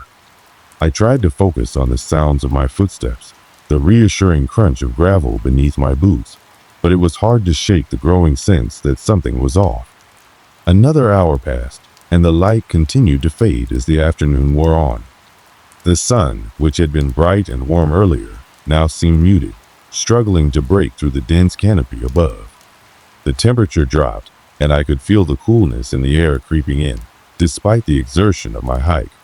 I decided to stop for a moment, taking a small break to hydrate and rest my legs. The sense of unease lingered, but I pushed it down, trying to focus on the peacefulness around me. I leaned against a large tree and took a swig of water from my bottle. The forest seemed to be holding its breath, waiting. I felt the faintest chill crawl down my spine, but tried to ignore it. As I looked around, I noticed something that made my stomach tighten, a strange mark on the bark of a nearby tree. At first glance, it appeared to be nothing more than a natural scar, perhaps from a branch or an animal, but upon closer inspection, I realized it was deliberate. It was a series of scratches, arranged in a pattern, and they were far too symmetrical to be the work of nature. The markings were deep, jagged, and uneven, as though someone or something had purposefully scraped at the tree with great force. I felt an immediate unease wash over me. My eyes scanned the surroundings. There were no other signs of human activity around here. No discarded trash, no trail markers, no other hikers. It was as if the forest was hiding its secrets, pushing them into the shadows. I reached out and touched the bark of the tree, the rough texture sending a shiver down my spine. It felt cold, far colder than it should have, considering the day's warmth. I could almost swear the tree itself was watching me, as if it had witnessed something far darker than I could understand. With a sense of growing discomfort, I stepped back and scanned the area once more. The trail ahead seemed to stretch on endlessly, and though I knew the way back to the parking lot, I couldn't shake the feeling that I had crossed into a different part of the woods, one that was no longer familiar. Still, I told myself it was just the isolation getting to me. It was easy to overreact when you're alone in the woods, I reasoned. I'd seen marks like that before, scratches from animals, or maybe the remnants of an old camping site. Whatever the explanation, I couldn't afford to let my mind wander too far into the realm of the supernatural. I decided to continue on, but just as I turned to leave, I heard something again this time. It was unmistakable. The sound of footsteps. Soft but deliberate, crunching on the dry leaves behind me. I froze, my heart thudding in my chest. I turned slowly, expecting to see a hiker or perhaps a park ranger. But there was nothing, no one in sight. The path was empty, just as it had been when I looked back earlier. Yet the sound of those steps persisted. Faint at first, but growing louder, closer. Whoever or whatever was behind me was gaining on me. But the strangest part was how these footsteps weren't matching my own. They were slower, more deliberate, as though someone was carefully trying not to be heard. A rush of panic shot through me, and I spun around, scanning the shadows between the trees. But there was nothing there. No sign of movement, no rustling, nothing to explain the feeling that I was being followed. I stood there for what felt like an eternity, my breath shallow and quick, the sound of my heartbeat thundering in my ears. I told myself it was just my mind playing tricks on me, but I couldn't ignore the chill creeping up my spine, nor could I deny the feeling that someone or something was out there, hidden in the forest, watching me. After a moment of hesitation, I started walking again, more quickly this time. My feet moved faster than they had before, my mind racing with questions I couldn't answer. What was happening? Why did I feel so strange? The sensation of being watched grew stronger with every step. The footsteps behind me stopped, but by then, it didn't matter. The damage had been done. Whatever was out there, I wasn't alone in these woods anymore. Something was out there with me, and I couldn't shake the feeling that it was just a matter of time before I came face to face with it. I quickened my pace, but the sense of dread that had settled over me made it almost impossible to focus on the trail. Every step felt heavier, as though the forest itself was pulling me deeper into its grip. The further I ventured into the woods, the more unexplainable events began to occur. What had started as a fleeting sense of unease was now a constant weight pressing down on me. Each step forward felt like I was entering deeper into a world that didn't belong to me, a place where reality seemed to bend, and the laws of nature no longer applied. I had hoped that the path would open up eventually, leading me back to something familiar, but the trees grew even denser. The forest felt more like a maze than a trail. The canopy above, once a soft blanket of leaves and sunlight, now blocked out the sun entirely, leaving everything in a shadowed gloom. It was as though the day itself had been swallowed by the woods, and now there was only twilight. At first, the sounds of the forest were oddly muted. The usual rustling of leaves, the calls of birds, and the chatter of squirrels in the distance had all fallen silent.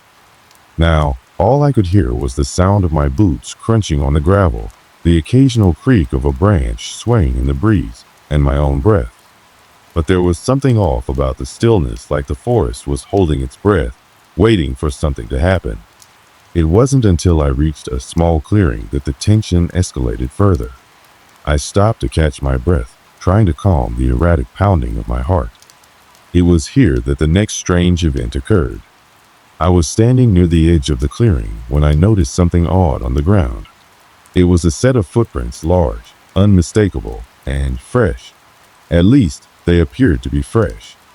The dirt was soft here, and the prints were deep enough that I could tell they had been made not long ago. But what struck me as strange was that the prints were too large to be from any animal I could identify. They were humanoid in shape, with 3 distinct toes at the front, as though someone or something had stepped out of the ground itself. I crouched down, my fingers brushing the edges of the prints. The soil was cool to the touch, and I could feel a faint, almost electric pulse beneath the surface, as if the earth itself was alive. My mind raced, trying to make sense of it. I had never seen anything like it before. My instincts screamed at me to turn back, but curiosity pulled me forward. I had to know what had made those footprints. Who or what had been here? The air around me seemed to thicken as I stood there, my gaze fixed on the strange marks. The once crisp smell of pine had faded, replaced by something foul, almost rotten. The scent of decay clung to the air, and I could feel it seeping into my lungs with every breath. I had to swallow the bile rising in my throat as I stood up, scanning the clearing for any sign of what might be nearby. I couldn't shake the feeling that I was being watched again. The sensation was far stronger now, like eyes were trained on me from the shadows just beyond my line of sight. I turned sharply, expecting to see someone or something standing there, but the clearing was empty. Still, I felt the weight of the silence pressing in, thicker than before, suffocating in its intensity. Trying to dismiss the unease settling in my chest, I forced myself to move on. The strange prints kept me on edge, but the thought of turning back now felt impossible. There was a need to push forward, to uncover whatever mystery this forest was hiding. I couldn't explain why, but I had to keep going. Hours passed, though I wasn't sure exactly how long. Time seemed to lose meaning here. The sky above had darkened completely, leaving only faint slivers of twilight to guide my way. My steps were slower now, more deliberate, as the darkness crept in deeper. The quiet had returned, but it was no longer comforting. It was oppressive, like a heavy weight pressing down on my shoulders. It was then that I heard the unmistakable sound of footsteps again. But this time, they weren't distant, they were close. Too close. I froze, my heart stopping in my chest. The footsteps were soft, barely audible over the sound of my own pulse in my ears. But they were there, unmistakable, moving in sync with my own. I knew I wasn't imagining it. Someone or something was following me. I turned, scanning the woods around me, but once again, there was nothing. No one in sight. No movement among the trees. The world seemed to stretch out, empty and desolate, save for the eerie feeling that I was not alone. I was about to move on when I saw something out of the corner of my movement. A shadow darting between the trees. It was quick, far too fast to be human, and yet it wasn't the quickness of an animal either. It was something else. A blur. A shape that I couldn't quite make out, but that sent a chill down my spine. I moved towards the spot where I had seen the shadow, but when I reached the area, it was empty. Just more trees and overgrown ferns. My breath caught in my throat as the feeling of being followed became almost unbearable. Something was out there, just beyond my sight. I could feel it in my bones. I pressed on, more determined than ever to make it to the end of the trail. But the further I went, the more unsettling things became. The air felt heavier, thicker with each step. Every crack of a branch, every rustle of leaves made me jump, my heart racing. The forest had become a maze, its twisting paths leading me in circles. I wasn't sure if I was walking forward or backward anymore, but I had lost my bearings. I found myself in another clearing, though this one was different. The trees surrounding it were older, their gnarled branches reaching out like twisted hands. The ground here was uneven, scattered with broken branches and strange rocks that seemed out of place. I approached cautiously, feeling the hairs on the back of my neck stand on end. In the center of the clearing was something that made my blood run cold, an altar, crude but unmistakable. It was made of stone, ancient and weathered by time, and it was surrounded by a circle of dark symbols carved into the earth. The markings resembled nothing I had ever seen before, strange, angular designs that seemed to twist and curl in impossible ways. As I stepped closer, my foot brushed against something cold and metallic. I looked down, and my heart dropped into my stomach. There, half buried in the dirt, was a rusted, blood-stained knife. The blade was chipped, old, and the handle was worn smooth, but it was unmistakable. It was the kind of knife that belonged in the hands of someone who intended to do harm. I recoiled, my stomach churning. The forest felt even darker now, more oppressive. The silence was broken only by the sound of my own breathing, shallow and quick.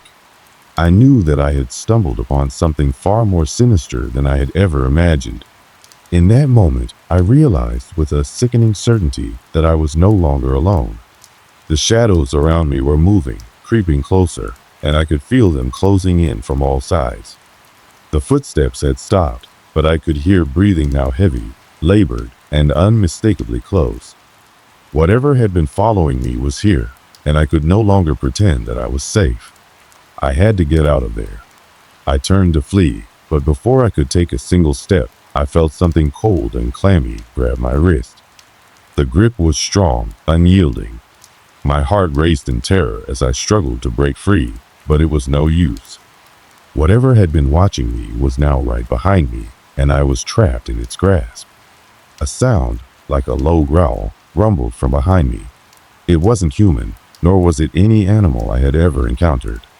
It was guttural, primal, filled with an unsettling hunger. My breath hitched, and my chest tightened with the instinctual knowledge that I was no longer in control of the situation. I was at the mercy of whatever or whoever had been shadowing me all this time. I managed to twist my body, my eyes desperate to see what had grabbed me. But the sight that met me was nothing I could have prepared for. It wasn't a person at all. The figure looming behind me was unlike anything I could describe in human terms. It was tall, far too tall for a man, and it seemed to be made of shadows and darkness itself, its shape shifting with every movement. Its skin, if it could be called that, was a pale, sickly gray, stretched tight over what looked like jagged bones. Its limbs were unnaturally long, with fingers that curled like claws, their tips gleaming in the dim light of the forest.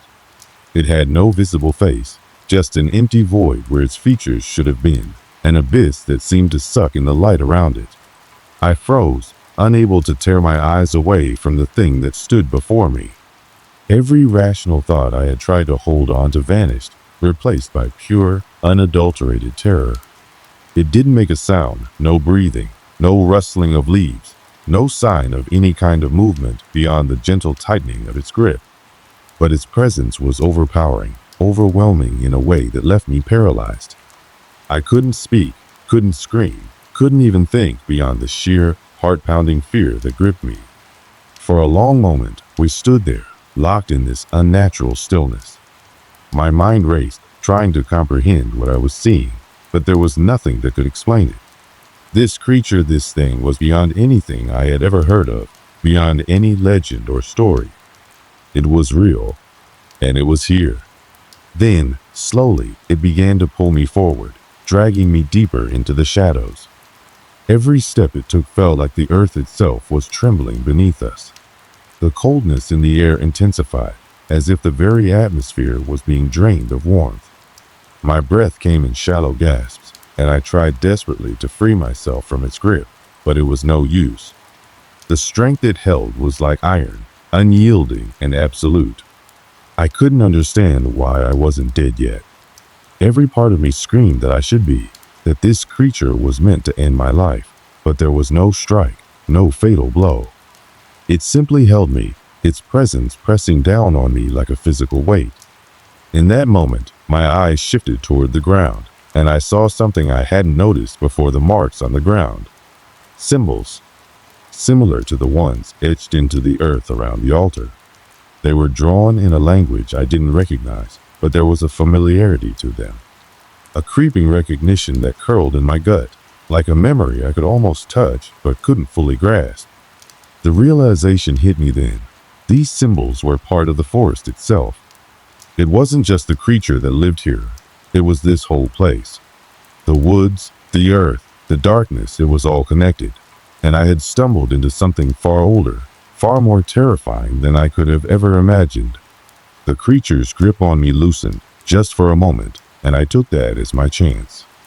With every ounce of strength I had left, I jerked myself free and stumbled backward. I fell, my hands scraping against the rough bark of the trees, but I didn't stop. I scrambled to my feet and ran, heart racing, blood pounding in my ears. But no matter how fast I moved, I could hear its footsteps behind me, slow, deliberate, as if it were toying with me, enjoying my panic. The forest around me seemed to shift, the trees closing in tighter, the path becoming more twisted, like it was actively trying to trap me. I turned frantically, but every direction I looked only offered more darkness. The fog was back now, swirling around my legs like a living thing, and the ground beneath my feet felt like it was shifting, unstable, as though it too was part of the nightmare. And then, through the thickening mist, I saw something movement. A figure. A person, or something that resembled a person, standing just ahead in the distance. My first instinct was to run toward them, to scream for help, but something in my gut told me not to. Every warning bell in my body screamed that this wasn't someone who could save me. But it was too late to turn back now. I was already moving toward the figure. As I drew closer, I saw the truth. This wasn't a person. It was another one of them. A shadowed figure, its face just as empty and dark as the first, standing still in the middle of the fog. It didn't move, didn't react, but somehow I knew that it was aware of me. And in that moment, I understood. This was the end. There was no escape. The air grew colder, if that was even possible. My teeth chattered, and my vision blurred as my breath became wrecked. My body felt weak, drained, as though the forest itself was feeding on my fear. The ground beneath me seemed to be sucking me down, and I could feel the weight of the darkness closing in from all sides. I tried to scream, but my voice caught in my throat, a hollow sound that was drowned by the weight of the silence. I turned to flee again, but it was too late. The creature was upon me once more, its hand, or what passed for a hand, curling around my throat. I gasped for air, my vision narrowing as it lifted me from the ground, dragging me toward the altar. My body thrashed, desperate to break free, but it was no use. The strength of this thing was beyond anything human. In the brief moments of clarity between my desperate gasps, I realized something. The forest had been waiting for me. This had all been planned. The creature, the altar, the symbols, everything had been leading me here. This was no accident. I had walked into a trap, one set long before I ever set foot on this cursed path.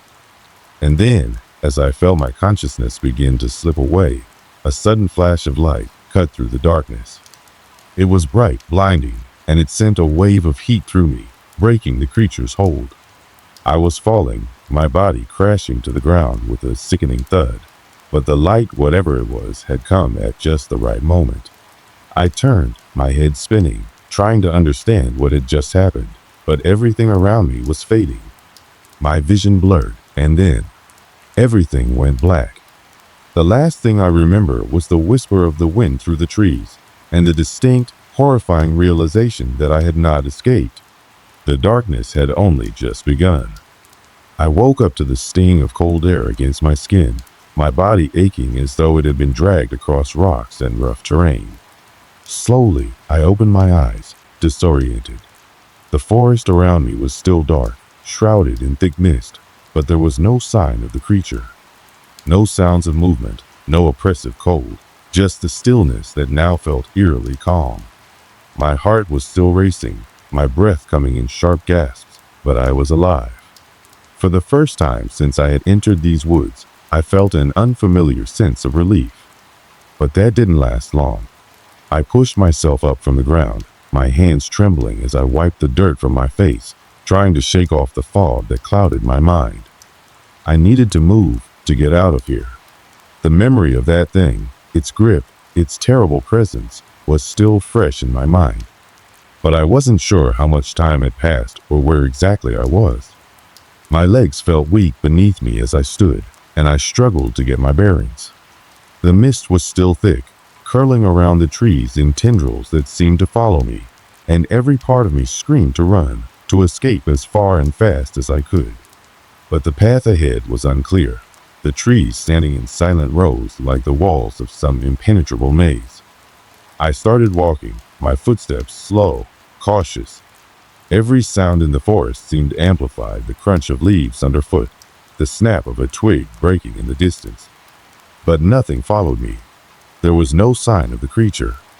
I paused at the edge of the clearing, looking back over my shoulder. The altar was gone. The place where it had been was now just an empty patch of earth. The symbols, the markings, everything had vanished, as if it had never been there. The sense of unease still gnawed at me, but there was no time to process it. I had to keep moving. I had no answers, no explanation for what had happened, but the one thing I did know was that I needed to get out of these woods. The deeper I ventured, the more I realized how disorienting it was. The landscape seemed to shift, the trees twisting in unnatural ways, the sky above now just a muted gray, like the world itself had lost its color. I couldn't help but wonder if I was even still in the same place. Had I walked into another world entirely? Or had the forest simply consumed me in ways I couldn't understand? I didn't know. All I knew was that I had to get out. Hours passed, or maybe it was days. Time had no meaning here. I felt as though I was walking in circles, retracing the same steps over and over. The trees never seemed to change, their dark silhouettes looming above me, their branches reaching down like skeletal hands. I could feel the weight of the air pressing down on me, thick with the same sense of dread that had plagued me since I first entered these woods.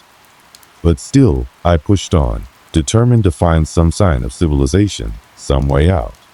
I wasn't sure how long I had been walking when I finally heard it, the sound of running water. It was faint at first, barely audible over the constant rustling of leaves, but it was there. A stream, perhaps?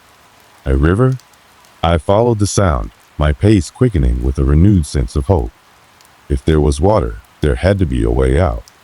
As I approached, I saw it, a narrow stream, its water flowing swiftly over the rocks, cutting through the dense underbrush.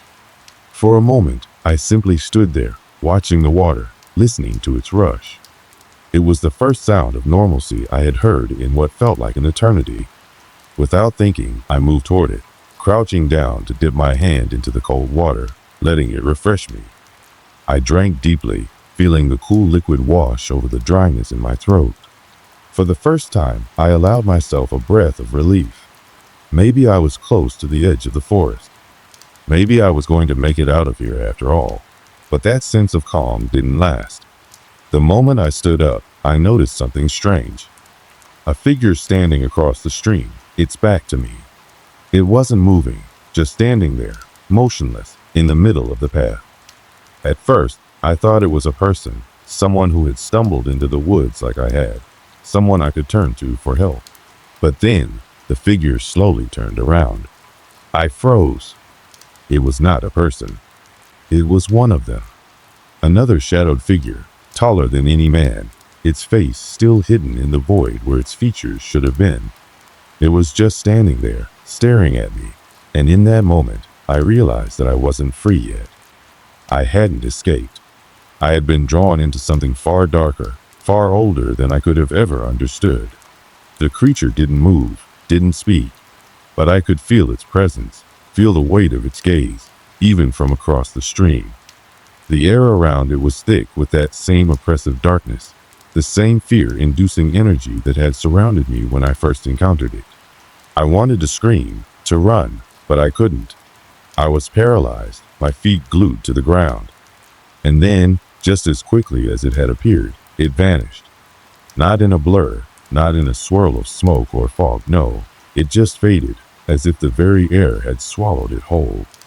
One moment it was there, and the next, there was nothing. I stood alone by the stream, the silence ringing in my ears, my heart pounding in my chest. My mind reeled with confusion. What had just happened? Why was I still seeing these things? Were they real? Or was I losing my grip on reality, spiraling into madness? I couldn't say for sure. I didn't have the answers. But one thing was clear. I had no way of knowing if I had truly escaped. I didn't know if the woods would ever let me go. And I didn't know if I would ever be free from the creatures that haunted it. There was no resolution, no closure. As I moved away from the stream, I glanced back at the spot where the creature had stood. It was empty. The forest was still and silent once more. But I couldn't shake the feeling that I was being watched. That they were still there, waiting. I don't know how long I wandered after that. Days? Weeks? I lost track of time entirely. But the further I walked, the less the world around me seemed real. The woods had consumed me, swallowed me whole, and I was left to wander through its endless maze, caught between the living and the unknown. The creatures, the shadows, they were never far away, always just beyond my reach, always watching. In the end, I never found my way out. I never saw a sign of civilization, never found the road I had hoped for. And maybe that's the scariest part of all. Because when you walk into a place like this, when you step into something so ancient and so deep, you may never leave. The last thing I remember is walking aimlessly through the woods, my mind slowly unraveling with each passing hour. The forest, once a place I found calming and serene, now felt like a vast prison. Every tree, every rustling leaf, every flicker in the distance seemed to taunt me, reminding me that I was not meant to leave. I didn't know where I was anymore. Was I still in the same place? Or had the forest changed so much that it no longer resembled the path I had once known? There were no more creatures to chase me, no more figures standing at the edge of my vision. Just an empty expanse that stretched on endlessly, the trees becoming more twisted, their bark gnarled and distorted like the limbs of some ancient, dying beast. The oppressive silence was my only companion now, thick and heavy, the air colder than I had ever felt before. Every so often, I would hear something, perhaps the faintest whisper of a sound, but when I looked, there was nothing. I no longer had the strength to fight it. At some point, I stopped walking. I didn't realize it until I was already sitting against a tree, my knees drawn up to my chest, my head resting on my arms. My body ached, my mind fuzzy, but the thought of moving forward seemed impossible. So, I stayed where I was, trapped in my own exhaustion, waiting for something, anything to happen. But nothing did. The forest was still, and I was alone. Alone, but not entirely. There was always the sensation of something lurking just out of sight, always the weight of unseen eyes on my back. I don't know how long I sat there. Time had long lost its meaning, but it didn't matter anymore. I had come to understand something terrible and final. The woods had a way of drawing people in, of consuming them, and no matter how hard I fought, no matter how desperately I tried to escape, I had become one of its own. The longer I stayed, the more my thoughts turned inward.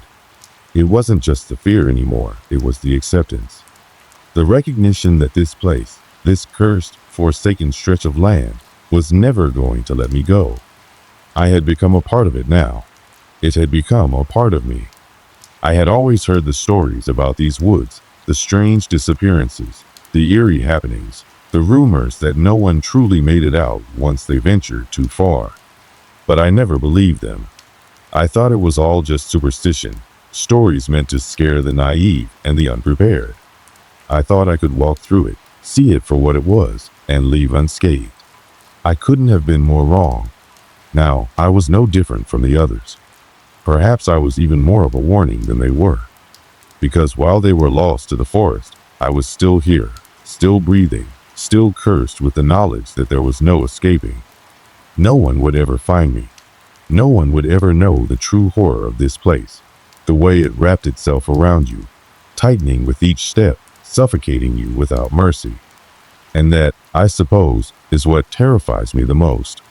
Not the creatures or the figures in the dark, but the knowledge that no one would ever come looking for me. The world outside had forgotten me.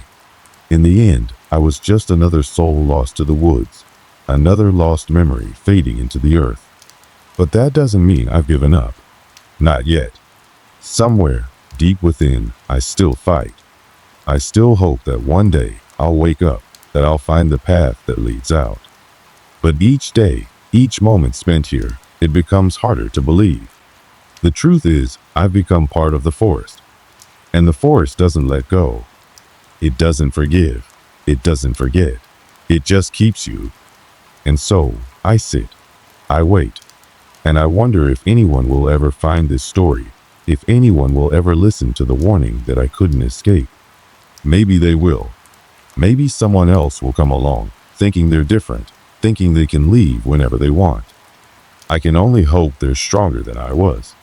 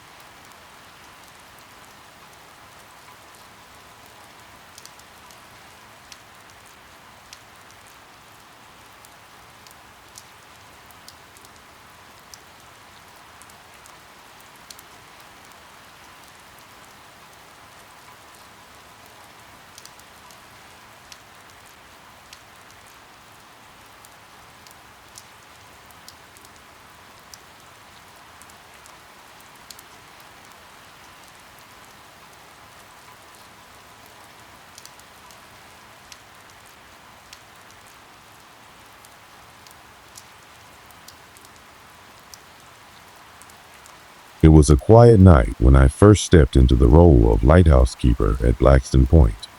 I had heard stories about the place, the way the ocean whipped against the rocks during storms, the eerie quiet that would stretch out for miles when it wasn't. But nothing could have prepared me for the reality of living there, isolated on the edge of the world.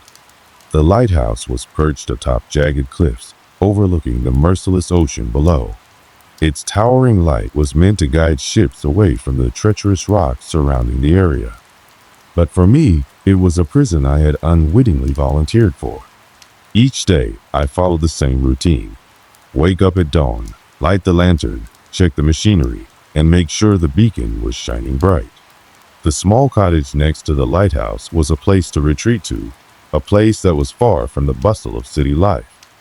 With no neighbors for miles and no one to talk to, it was easy to slip into a sense of normalcy. It was just me, the endless stretch of coastline, and the haunting sea air. My only company were the seagulls that circled above the cliffs, and the occasional ship passing by in the distance. Some days, I didn't even speak to a single person. The silence was so pervasive that it almost felt unnatural. I remember the first night I spent in the lighthouse, alone. The beams of light shot across the dark waters, creating an almost comforting rhythm. But there was something unsettling about that silence, something that gnawed at me. I brushed it off as just nerves. The isolation was new, after all. I figured it was just going to take some getting used to. There wasn't much to do in terms of entertainment. I'd bring books with me to pass the time. Most nights, I'd sit by the window, watching the stars, feeling the pull of the vast ocean below me. Occasionally, I'd hear the distant rumble of waves crashing against the rocks far below. But that too became just another part of the landscape. I started to lose track of time, the days blending into one another. Then there was the fog. It was a constant presence, rolling in from the ocean without warning, coating everything in a dense, gray shroud. You could barely see more than a few feet in front of you when it was at its thickest. I'd often stand on the lighthouse balcony, the fog wrapping itself around me like an unwanted blanket, and feel an eerie sense of unease. Something about the fog made everything feel different. It made the air heavier, colder, as if it held secrets I wasn't meant to know. I wasn't prepared for the strange feeling that would begin to creep in, slowly at first, but then more insistent, every night I spent there. It wasn't the weather or the isolation. Those things had become my routine. No, it was something else, something I couldn't put my finger on. By the end of my first month, I'd convinced myself it was just the solitude getting to me. But even then, I couldn't ignore the oddities I started noticing, the way the lighthouse itself seemed to hum faintly at night, like it was alive, or the way the wind would howl a little too fiercely through the narrow windows of my cottage. At first, I tried to dismiss it, but deep down, something told me I wasn't alone. It's funny, isn't it? How you can convince yourself that everything is normal when deep down, you feel a sense of impending dread. That's what it was like for me in those early days, like walking around with an invisible weight on my shoulders. I just couldn't shake the feeling that something was waiting for me. Something was watching. Something was waiting. Looking back, I can see now that the signs were there, even then. But like most people, I ignored them. After all, who would believe a lighthouse keeper when he said something was wrong with the lighthouse? Who would believe that a building that had stood for so long could suddenly become different?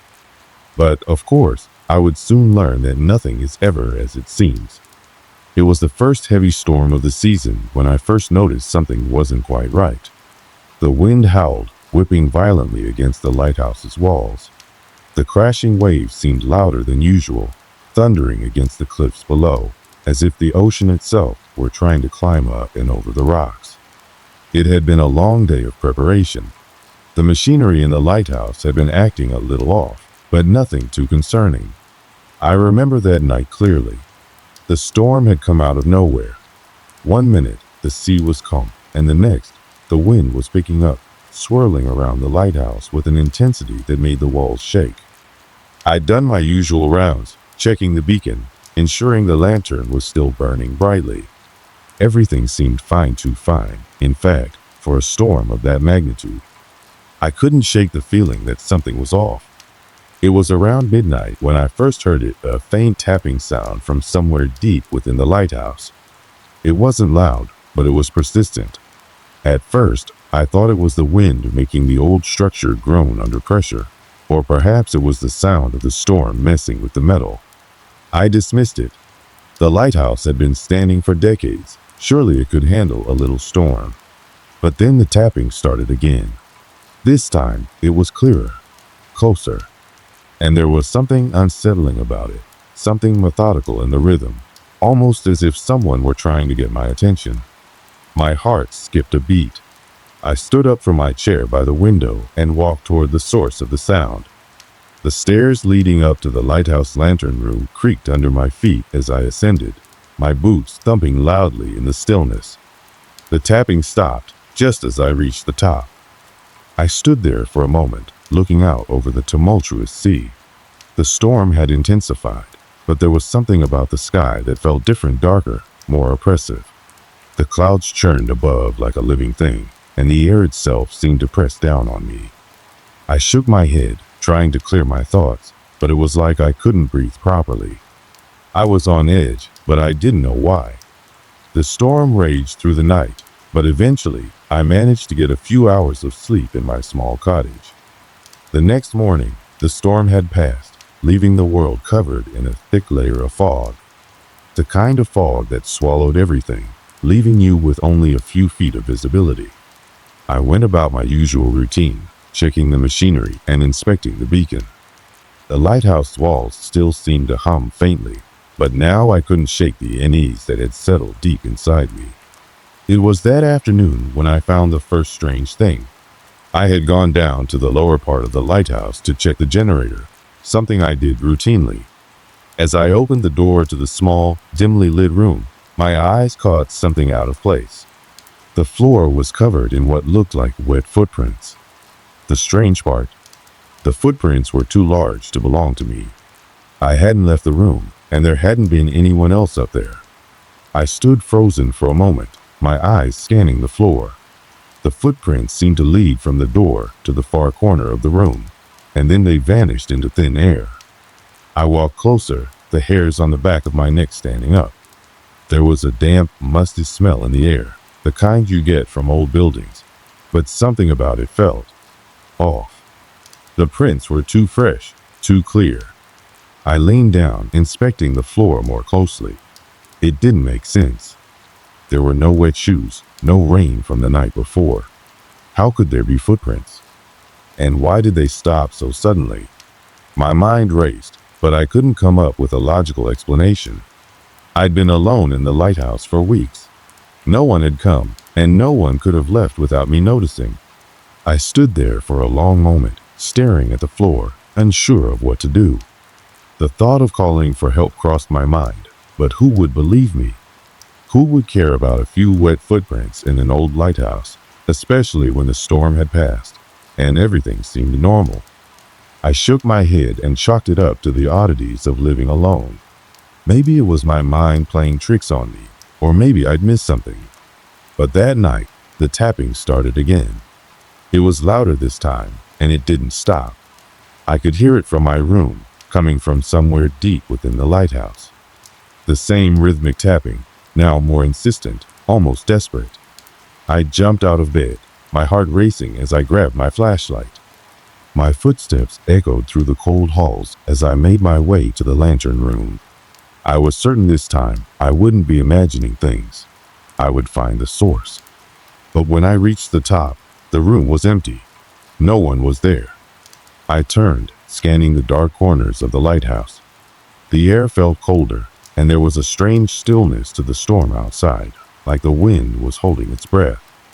I shone the light around, looking for anything out of place, but there was nothing. Just the same old, familiar lighthouse. I didn't feel reassured, though. If anything, the emptiness of it all felt more suffocating. The tapping had stopped, but the unease remained. I tried to calm myself, reminding myself that it was just the wind, just the house settling, just my mind playing tricks. I turned the lantern down for the night and went to bed, my eyes darting to the corners of the room, my mind still racing. It was on the following morning that I made another discovery. I had gone back down to check on the generator, still unable to get the strange events from the night before out of my mind. As I opened the door, I was immediately hit with a cold draft. I stepped inside, expecting to find everything as I had left it, but there was something different. The floor was wet again, and this time, the footprints were larger. There were more of them, and they were fresh, leading from the corner of the room to the door. But there was something else, something that sent a chill through my spine. In the middle of the floor, written in what looked like chalk, were strange symbols. The markings were crude, hastily drawn, as if someone had been in a hurry. I stared at them, my mind racing. The symbols didn't make any sense. They weren't any kind of writing I recognized. It felt wrong, like something out of a dream or a nightmare. I backed away slowly, my mind struggling to comprehend what I was seeing. I'd been alone in this lighthouse for weeks. There was no way anyone had been here. No one had come. No one had gone. But these footprints, these markings, they didn't lie. Something was happening here, something I didn't understand. I should have left then, should have packed up and called for help. But instead, I stayed. I told myself it was just the isolation getting to me, that I was imagining things.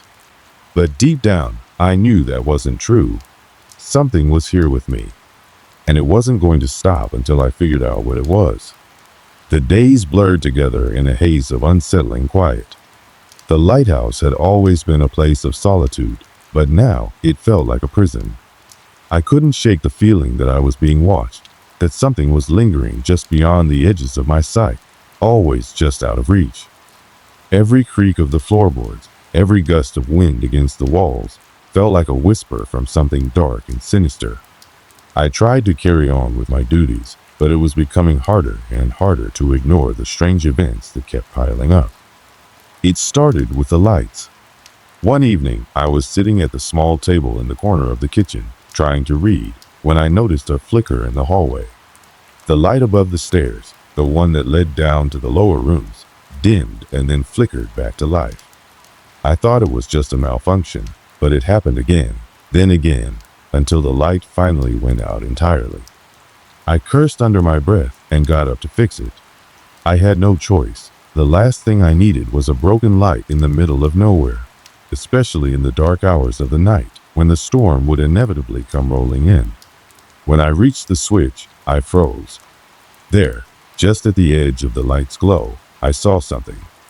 A shadow, thin, almost like a wisp of smoke, hanging in the air like it was waiting for me to turn the corner.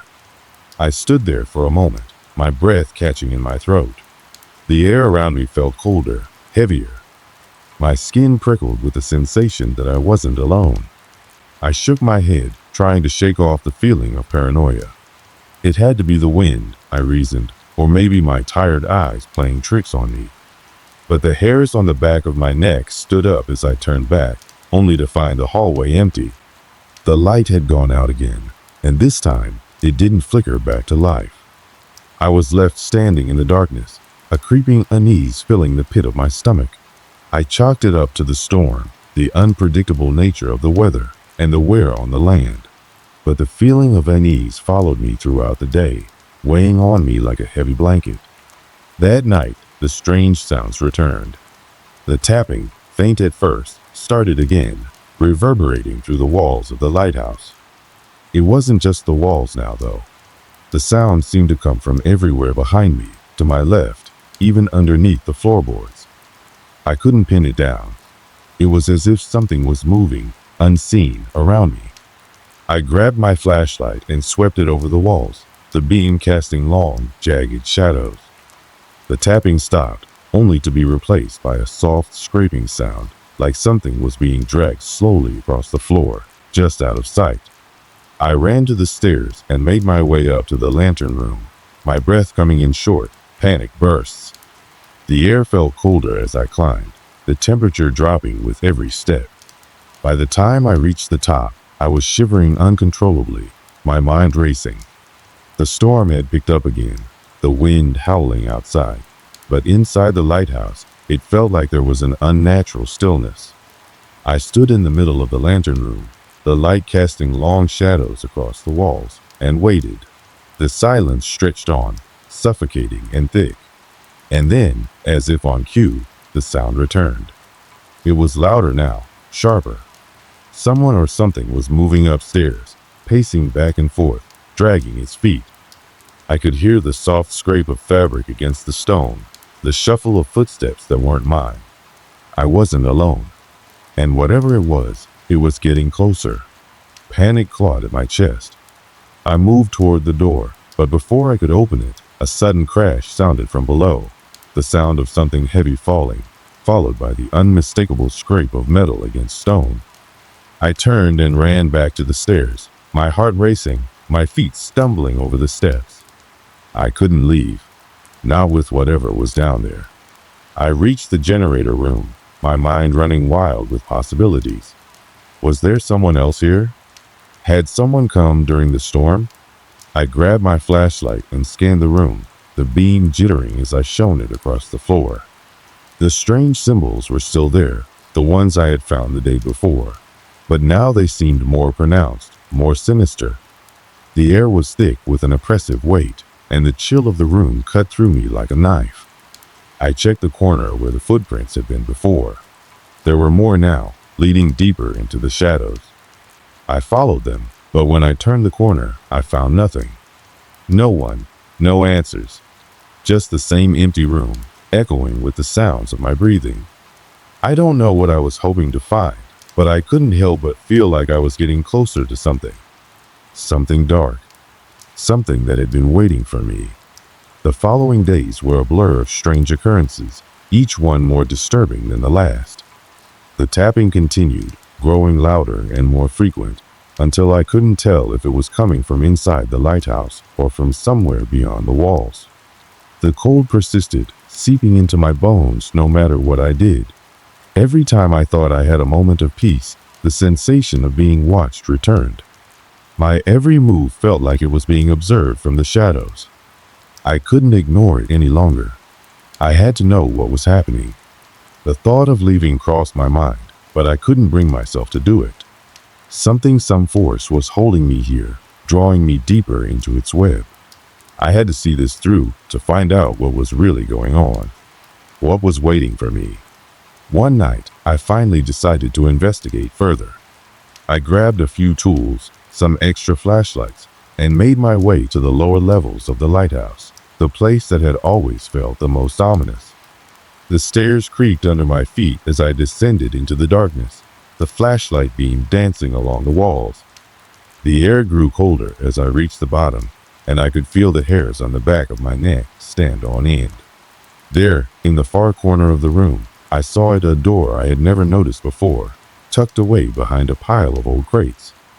It was old, weathered, and covered in a thick layer of dust, but it was there, standing as if waiting for me. The door had no handle, only a small, faded keyhole. I stared at it for what felt like an eternity before I slowly moved toward it, my hand trembling as I reached for the cold metal. The moment I touched the door, a violent crash echoed from above, followed by the unmistakable sound of footsteps, quick, deliberate, heading straight for me. I turned and ran, my heart hammering in my chest. Something was coming. I ran, my breath ragged and uneven, as the sound of footsteps grew louder, closer, and more determined. I didn't dare look back, knowing whatever was chasing me would be right behind me, but I could feel its presence, as if it were breathing down my neck, just waiting to reach me. The lantern room, the place where I had always found some semblance of safety, now felt like a trap. The footsteps followed me, echoing in the tight space, reverberating off the stone walls and creeping into my mind. The pounding of my heart drowned out all other sounds, but still I could hear them, those footsteps. I reached the stairs, my legs shaking from the adrenaline coursing through my veins. I stumbled over the uneven steps, losing my footing several times. The air seemed thicker now, colder, and I couldn't shake the feeling that whatever was following me wasn't human. It wasn't something that could be explained by logic or reason. It was something else. When I finally reached the top of the stairs, I turned, just for a moment, to see what was behind me. And I saw it. At first, I thought it was a trick of the light, the flickering of the old lantern casting strange shadows across the walls. But as my eyes adjusted, I saw it more clearly. Figures. At least 5 of them, their bodies translucent and flickering, like ghosts caught between this world and the next. They were moving toward me, slowly, their faces obscured by the swirling mist that clung to them. I could feel their eyes on me, though I couldn't see their faces.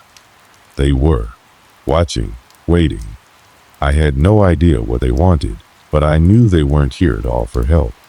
I backed away, my mind screaming at me to leave, but my legs refused to move. I was paralyzed, unable to tear my eyes away from the figures. The wind howled outside, rattling the windows, but inside it was unnervingly silent. My heart pounded louder and louder, a deafening thrum in my ears, and all I could hear was the whisper of my own breath and the soft, measured footfalls of the figures as they drew closer.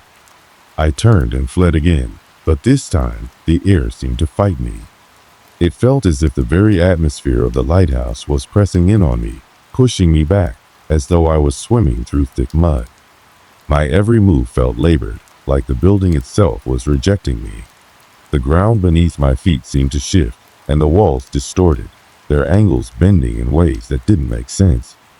The lighthouse, which had always felt so solid and secure, was suddenly an unfamiliar maze, its halls warping into spaces I couldn't navigate. I reached the hallway leading to the lantern room again, but this time something was different. The door that I had passed through so many times was now standing wide open, the dark room beyond it beckoning me forward. I couldn't resist. Something inside me urged me to step into the room. I felt compelled, as if my very soul was being drawn into it. But just as I reached out for the doorframe, I heard the sound of someone or something whispering from within the darkness. It wasn't a voice, not in any sense I knew. It was more like a hum, a vibration that resonated deep within my chest, as though the sound was not only entering my ears, but was becoming a part of me. It was a language, ancient and unknowable, twisting in ways I couldn't comprehend. And yet, I understood. It wasn't asking for something, it was demanding. I froze, my hand still hovering over the door. I couldn't move, couldn't think. The coldness around me had become unbearable, and the air was thick with something. Heavy, oppressive. I felt as though the very weight of the world was bearing down on me, suffocating me, squeezing the air from my lungs. My vision blurred, and I stumbled backward, unable to look away from the doorway. I could hear the figures now, their footsteps a soft echo growing louder, each one sending a tremor through the floor beneath my feet. Then, the lantern light flickered again, and everything went black. I don't know how long I was unconscious. It felt like moments, yet when I opened my eyes again, the world had shifted. The lighthouse was still there, but everything was wrong. The walls were cracked, the floors warped. The air smelled stale, heavy with the scent of decay. The windows, which had once offered a view of the stormy sea, were now covered in layers of grime, blocking out all light. I stood in the center of the room, disoriented, unsure of what had happened. The lighthouse felt like a tomb now, and I was the only one left alive inside it. And that's when I saw it. In the corner of the room, partially hidden in the shadows, there was a figure. It wasn't translucent like the others, but it wasn't quite solid either. It was as if it was half-formed, a being trapped between dimensions, caught somewhere between life and death. Its eyes were black, no pupils, just empty voids staring at me, piercing through me as if it could see every thought, every fear that had ever crossed my mind. The figure moved, its limbs jerking in unnatural ways, and then it spoke. It didn't use words. It didn't need to. The sound was like 1,000 voices speaking in unison, all whispering the same word, the same command. The only word that mattered. Leave. I could feel its presence pressing against me, like a hand around my throat. My chest tightened, and my breathing became shallow. I felt my legs give way beneath me, but I couldn't look away. I had to know what it was, had to understand what was happening. But the more I stared into its eyes, the less I understood. The more I felt myself slipping. I had to run. I had to leave, but my body wouldn't move. I couldn't tear my eyes away from the figure, the thing that was staring into my soul. I knew then, with a certainty that chilled me to the bone, that this was it. This was the thing that had been haunting me all along. This was the darkness I had been trying to outrun. The figure took a step forward, and the room seemed to shudder. The walls groaned, the floorboards creaked in protest. My heart pounded in my chest, and I could feel my mind splintering under the weight of the pressure. And then, just when I thought I could take no more, the thing moved closer, and I could hear its voice again. It wasn't a request anymore. It was a command, and I had no choice but to obey. I turned and fled, not knowing where I was going, just knowing that I had to get out. The hallway was a blur as I ran, the walls bending and warping around me. The sound of footsteps echoed, the whisper of its voice still ringing in my ears. The lighthouse was alive, and I was no longer welcome. As I reached the door, I heard it again. And this time, I did. I didn't look back. I couldn't. I didn't know how long I ran. The storm had intensified, but it felt like I was running through a dream, a fog of confusion and terror, with no clear direction. The sound of the waves crashing against the rocks below mingled with the distant wail of the wind, but nothing seemed real anymore. The lighthouse, the figures, that thing, it all felt like a distant memory now, something that had happened to someone else in another lifetime. But as I stumbled down the winding path away from the lighthouse, I couldn't shake the feeling that it was still there, watching me, waiting. The pressure in my chest never lifted. The weight of the darkness that had followed me inside that place still clung to me, suffocating me with every breath. I reached the edge of the cliff, the same one I had stood on countless times, looking out at the sea. But tonight, the sea seemed different. The waves were churning violently, as if they had a life of their own, clawing at the rocks in a desperate frenzy. I could feel the pull of the ocean, as if it were calling me, beckoning me back to the lighthouse. But I knew better than to answer that call. The lighthouse had been my home, my refuge, but it was no longer a safe place. It was a prison, a place of darkness that I had barely escaped. I collapsed to my knees at the edge of the cliff, gasping for breath. My mind raced, trying to make sense of everything that had happened. What had those figures been? What had that thing been? I thought I understood fear, but nothing could have prepared me for the terror that had gripped me in that lighthouse. Nothing could have prepared me for the feeling that something ancient, something that had been waiting for centuries, had finally been awakened. The sound of footsteps behind me made me jerk upright. My heart skipped a beat, and I spun around, expecting to see the figures, or the thing, standing there in the shadows. But there was nothing. The path behind me was empty. I was alone. Or so I thought. I turned back to face the ocean, trying to steady my breath, but the pull of the sea was stronger now. It felt like the very ground beneath me was shifting, like the earth itself was trying to swallow me whole. I looked down, and the rocks below seemed to be moving, rippling like water, shifting in ways that made no sense. The world around me was warping, like I was stuck in some twisted version of reality where nothing was what it seemed. Then I heard it again, the whisper. That same eerie, haunting hum that had filled my ears in the lighthouse. It came from the wind, but it wasn't the wind. It was the thing, or whatever it was, speaking to me. I could feel it, its presence seeping into my mind, sinking its claws into my thoughts. I gripped the rocks at my sides, my knuckles white, but the force of the voice was too powerful. The words rang in my head, reverberating through my skull, drowning out everything else. It wasn't a suggestion. It wasn't a plea. It was a command. And I knew, with a sickening certainty, that if I didn't obey, if I didn't leave this place, it would consume me. I stood up shakily, my legs like jelly beneath me. The cold air bit at my skin, but I didn't feel it. All I could feel was the weight of the darkness pressing in, pushing me away from the cliff, away from the sea. I didn't look back as I began to walk, my footsteps slow and heavy, the ground beneath me still shifting, still warping in strange, unnatural ways. But as I walked away, I couldn't shake the feeling that the lighthouse was still there, looming in the distance, waiting for me to return.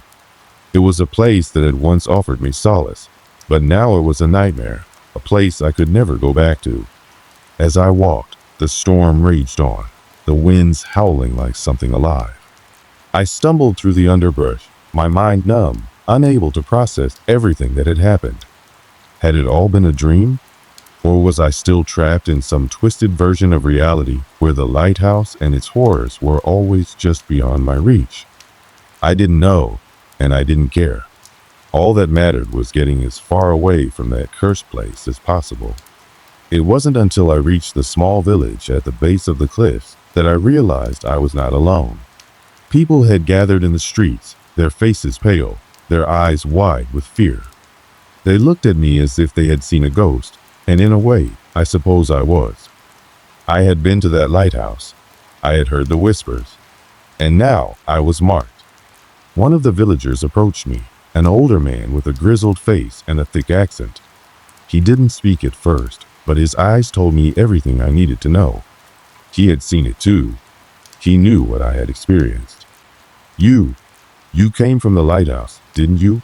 He asked, his voice hoarse, as if he hadn't spoken in days. I nodded, unable to speak. I had no words for what I had seen, for what I had heard. No one would understand. No one could. You're not the first, the man said, his voice low and filled with a kind of resignation. Others have gone up there. They never come back. I stared at him, my mind racing. What do you mean? What happened to them? He glanced around, as if to make sure no one else was listening, before he leaned in closer. It's the lighthouse. It draws people in, takes them. The ones who go up there. They don't come back the same. Some of them. They never come back at all. I felt the blood drain from my face. Then, how do you know? The man looked down, his eyes clouded with a distant, haunted look. Because I was one of them. I used to be the keeper. But I got out. Barely. My heart skipped a beat. A former keeper, the man who had lived in that lighthouse. He knew, he understood, and yet there was nothing I could do to undo what had happened, nothing I could say to make sense of it. The horror of that place would never leave me. As I walked away from the village, the wind howling around me, I felt the weight of the man's words settle over me like a shroud. The lighthouse was not just a building. It was something older, something more sinister. Something that had been waiting for centuries to reclaim what it had lost. And I was its next victim. But I wasn't the only one. There would be others. There would always be others. I never went back to the lighthouse. I never dared to. The days turned into weeks, and the weeks into months, but that dark presence never left me. The people in the village, they didn't talk much about the lighthouse anymore. They seemed to know the danger it posed, but no one spoke of it openly. It was as though they had all come to a silent agreement to avoid it. Still, every time the storm rolled in, when the wind howled through the trees and the waves crashed against the cliffs, I could feel it deep in my bones, the pull of that place. It called to me, a constant whisper in the back of my mind. I tried to go on with my life, to forget what had happened. I found work in the village, did what I could to keep my mind busy, but the memories of the lighthouse were too vivid, too real. The faces of those who had come before me, the figures in the distance, the thing that had haunted that place, it all haunted me, even in my dreams. I could hear the voice, the low hum that had filled my ears as I fled, and it lingered with me long after I awoke. It was always there, a shadow that never truly left. Eventually, I left the village. I couldn't stay there any longer. The people were kind, but there was an unspoken sadness that hung over the place, an unease that I couldn't shake. I didn't blame them. They had all been touched by the same darkness that had claimed me. They had all known the terror of that lighthouse, even if they hadn't experienced it firsthand. It was a part of them, as much a part of the village as the cliffs and the sea. I moved to a small town further inland, hoping to find peace, to leave behind the memories that still haunted me. But no matter where I went, I could still hear the whisper in the back of my mind, like a faint melody that I couldn't shake. The lighthouse was always there, just beyond the horizon, waiting for the next person to cross its threshold, to be consumed by the darkness it held. Sometimes I wonder what would have happened if I had stayed, if I had gone back to the lighthouse, faced whatever it was that haunted it. But deep down, I know that would have been my end. There was no fighting it. It wasn't a thing of logic or reason. It was a force older than time, something that existed beyond the realm of human understanding. I had escaped, but I knew that I would never truly be free. I never spoke to anyone about what happened in the lighthouse, not in the town I moved to, not to anyone I met along the way. The memories were too raw, too real, and the truth, the full truth, was something that no one would ever understand. They would never be able to comprehend the feeling of being consumed by darkness, of being stalked by something ancient and unknowable. I've tried to live my life, to find meaning in the ordinary things: work, relationships, a quiet routine. But sometimes, when the wind picks up or the clouds roll in thick and heavy, I can feel it, that same presence. The lighthouse shadow stretches far and wide, and no matter how far I go, I know that I will never truly escape it. And so, I live with it. I live with the knowledge that there are places in this world that are beyond our comprehension, places where time and space warp in ways we can't understand, where things older than civilization itself lie in wait. I live with the knowledge that some doors should never be opened, that some questions should never be answered, and that the cost of curiosity may be more than any of us can bear.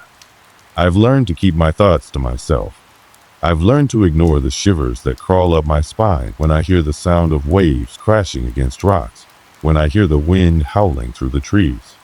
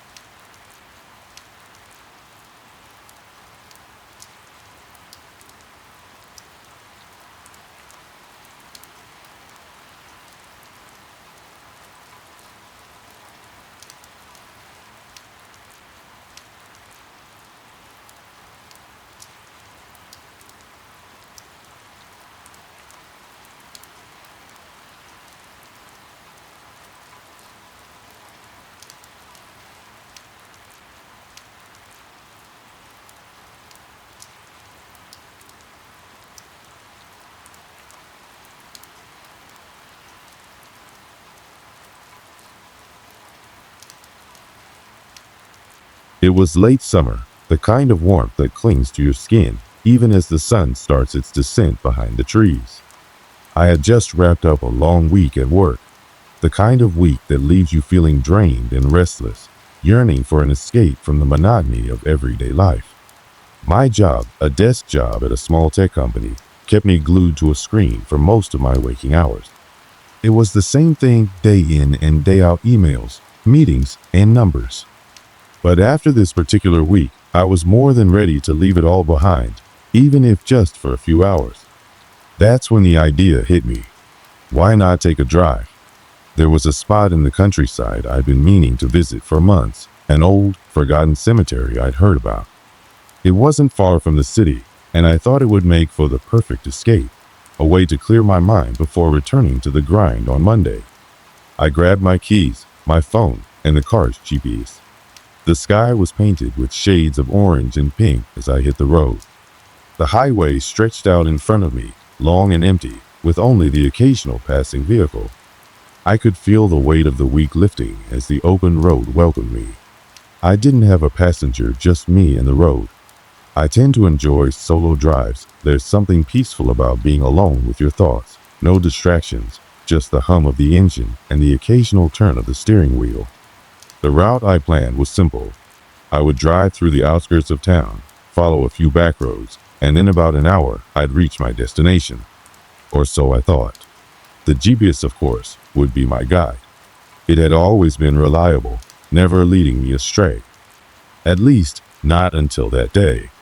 As I drove further into unfamiliar territory, I noticed the landscape slowly changing. The road became narrower, less maintained. Trees loomed closer, their branches nearly touching the car as I passed. The surroundings grew quieter, the only sound coming from the tires crunching over gravel. I was fine at first, enjoying the peace and solitude, until I saw it, a sign by the side of the road. It was weathered, barely legible, but I could make out the words, "Dead Man's Hollow." I had heard of the place before. Locals spoke of it in hushed tones, usually in the context of ghost stories. The kind of place you were warned to avoid at night. But I wasn't one for superstitions, and the name only piqued my curiosity further. The GPS instructed me to turn right onto a road that seemed to disappear into the trees. I glanced at the screen, making sure I was on the right track. The road ahead looked nothing like the wide, paved streets I was used to. This one was gravel, barely wide enough for my car. But the GPS assured me it was the right way. I hesitated for just a second, but then pushed on. What harm could it do? I'd been driving for nearly an hour, and the thought of arriving at my destination gave me a sense of excitement. It wasn't far now. I could almost smell the fresh, earthy air of the countryside as I made my way deeper into the woods. At this point, I was completely alone. The few cars I had passed earlier were now long gone.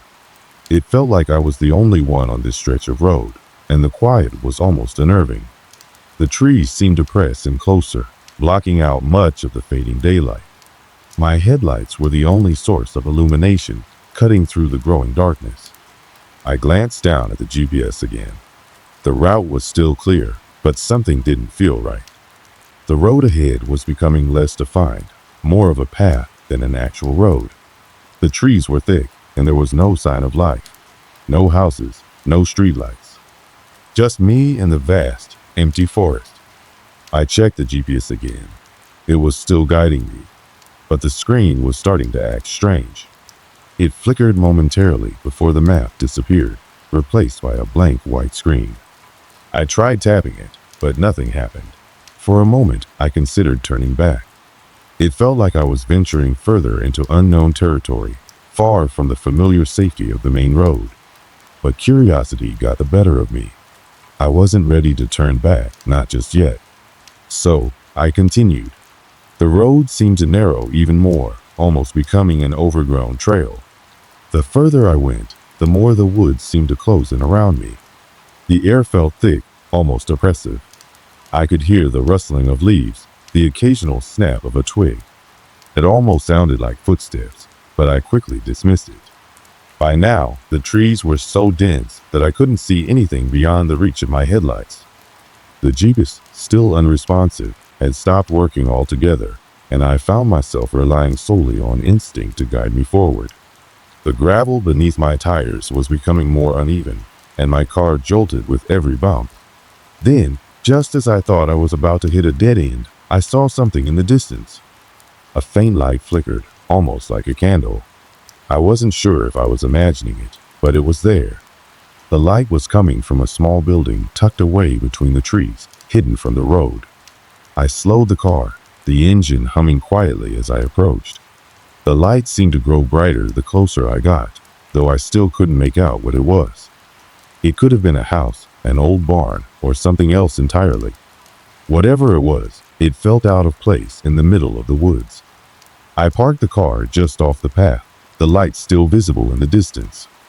The air had grown colder, and I could feel a chill creeping up my spine.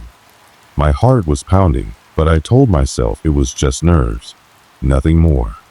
I stepped out of the car and stood there for a moment, listening. The forest was eerily quiet now.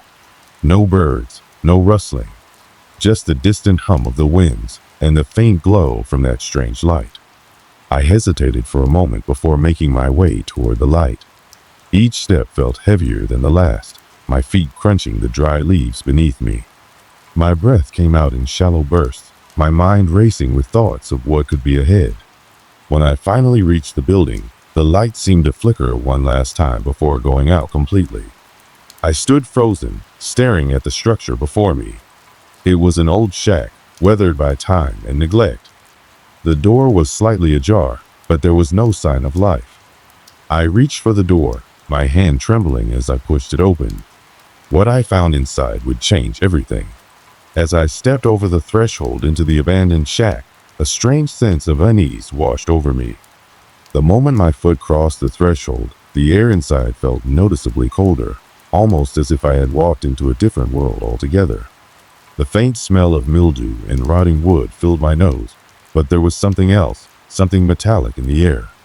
I couldn't quite place it, but it left an unsettling taste in my mouth. The shack wasn't much to look at, just an old, decrepit structure, its walls covered in peeling paint and layers of grime. A single window on the far side was fogged up, and the room was dim, lit only by the faint glow of the moonlight that filtered in through the cracks in the walls. The floorboards creaked beneath my weight as I slowly moved further inside, my eyes scanning the room for any signs of life. There was nothing, not a single trace of anyone having been here for years. I took a few steps forward, the beams of my flashlight cutting through the darkness as I examined the room more closely. The walls were lined with shelves empty, save for a few broken bottles and rusty tools scattered about. A small wooden table sat in the center of the room, but it looked like it had been abandoned long ago. Cobwebs clung to the corners of the ceiling, and dust covered every surface. Nothing in here felt alive. I couldn't shake the feeling that something wasn't right, though. It wasn't the abandoned state of the shack that made my skin crawl. It was the silence. There was no sign of any animals, no mice scurrying in the walls, no birds chirping from the trees outside. It was as if the entire area had been swallowed by a void, and I was the only thing left. I pulled out my phone, hoping that perhaps the GPS might have regained some functionality, but the screen remained frozen, its white glare reflecting back at me like a blank canvas. I pressed the power button, but there was no response. The phone was completely dead. I hadn't realized how dependent I had become on that little device until that moment. It was supposed to guide me, keep me on track. But now it felt like just another lifeless piece of technology, useless in this desolate place. I couldn't help but wonder what could have caused the phone to die like that. I had been driving just fine up until now. The signal had been strong, and everything had seemed normal until I reached this shack. As I stood there, trying to process the situation, I heard a soft, almost imperceptible sound coming from somewhere deep within the shack. It was a scraping noise, like nails dragging across wood. My heart skipped a beat, and I froze in place, straining my ears to identify the source of the sound. It was faint at first, but it grew louder, more pronounced, as if something or someone was moving in the darkness. I couldn't see anything, but I could feel the presence of whatever was causing the noise. It was as if the air itself had become heavier, charged with an invisible tension. I glanced around the room, my flashlight shaking in my grip, but there was nothing. The room was empty, just the same broken down furniture and neglected shelves. Yet, the sound persisted. I tried to tell myself it was nothing, a rat, maybe, or the wind moving through the cracks in the walls. But the more I listened, the more it sounded like something or someone was deliberately trying to get my attention. I took a cautious step forward, my breath caught in my throat. I couldn't help but feel as though I was being watched. The hairs on the back of my neck stood on end as I slowly moved toward the corner of the room where the sound seemed to be coming from. My heart pounded in my chest, each beat echoing in the silence around me. The sound stopped abruptly. I froze, straining to listen. My eyes scanned the shadows, but all I could see was the dim outline of the shack's decrepit walls. The silence that followed was even more deafening than the noise had been. It was as if the entire room had held its breath. For a moment, I wondered if I had imagined it all. But then, something caught my eye. At the far end of the room, in the corner near the window, a shadow shifted. It was subtle, barely noticeable, but it was there. I blinked, trying to convince myself it was just a trick of the light. But no, it was definitely there. A figure! My heart raced as I took a step back, my pulse quickening. I had no idea what I was seeing, but it was unmistakable. A shape, tall and thin, standing perfectly still in the shadows. It didn't move, but I could feel its presence, like an ominous weight pressing down on me. I squinted, trying to make out any details, but the darkness seemed to swallow it whole. I could feel my body tense with fear. My mind raced with questions. Who was that? What were they doing here? Was I just seeing things? Or was there someone else in this shack with me? The figure didn't move, didn't make a sound. It just stood there, watching me. I felt my breath catch in my throat as I slowly reached for the door. I needed to get out of here, but my legs felt heavy, like they were rooted to the floor. I couldn't tear my eyes away from the figure, even though every part of me screamed to run. The air around me felt thick, suffocating, as if the very room was closing in on me. Suddenly, the figure took a step forward. I didn't wait for it to move any closer. In an instant, I turned and bolted for the door. My feet stumbled over the uneven floor, my heart racing as I reached for the handle. I threw open the door and nearly fell outside, my breath coming in ragged gasps as I stumbled into the cold night air. I didn't look back. I couldn't, but I could still feel that presence, like an invisible force following me. I didn't care if it was a trick of the mind or some strange hallucination. All I knew was that I needed to leave, and I needed to leave now. I ran to the car, my hands trembling as I fumbled with the door handle. Once inside, I slammed the door shut and locked it. I glanced nervously around, but the road was still empty. The trees swayed gently in the breeze, and the only sound was the beating of my heart in my ears. I started the car and sped off, my eyes glued to the rearview mirror. The shack faded into the distance, but I couldn't shake the feeling that something was watching me. As I drove away, I tried to make sense of what had just happened. Was it my imagination? Had I just let my mind wander too far into the realm of the unknown? Or had I really seen something in that shack? The more I thought about it, the more I realized that I wasn't just scared, I was shaken to my core. I didn't know what I had encountered, but I knew I would never forget it. And just as I thought I was leaving the unsettling presence behind, my GPS flickered back to life. The screen illuminated, showing a new location. One that I hadn't set, one that didn't make sense. The drive back to town was a blur. I had no idea where I was going. My mind was consumed with the image of the shadow in the shack. The figure that hadn't moved, hadn't made a sound, yet had felt so undeniably real. I couldn't stop thinking about it. My hands gripped the steering wheel so tightly that my knuckles ached, my eyes darting to the rearview mirror every few seconds, expecting to see something. Anything. But the road behind me was as empty as the road ahead. I needed to know what had happened. I needed answers. I arrived home long past midnight, the weight of the night pressing down on me. I didn't feel safe anywhere, not even in my own house. My usual sanctuary of a familiar bed and the hum of quiet suburbia seemed strangely distant. As I shut the front door behind me, the silence in the house seemed suffocating, amplifying my unease. I kicked off my shoes and tossed my jacket aside, but my mind was elsewhere. I couldn't ignore it any longer. The strange GPS coordinates, the shadow in the shack, and the chilling feeling of being watched, none of it made sense. It felt like there was something I was missing, something important that I needed to understand. I went straight to my desk, pulled out my laptop, and began searching. First, I looked up Dead Man's Hollow. The name itself sounded like something out of a bad horror film, but it felt all too real. The more I read, the more unsettled I became. Dead Man's Hollow was an old mining town that had been abandoned for decades. The history of the place was dark. Rumors of accidents, disappearances, and strange deaths surrounded the area. The mines had been shut down after a catastrophic collapse, and the workers who had survived the disaster never returned. The town itself had been deserted in the late 1800s, with only a few surviving buildings left to rot. But there was something else, something that wasn't mentioned in the historical records.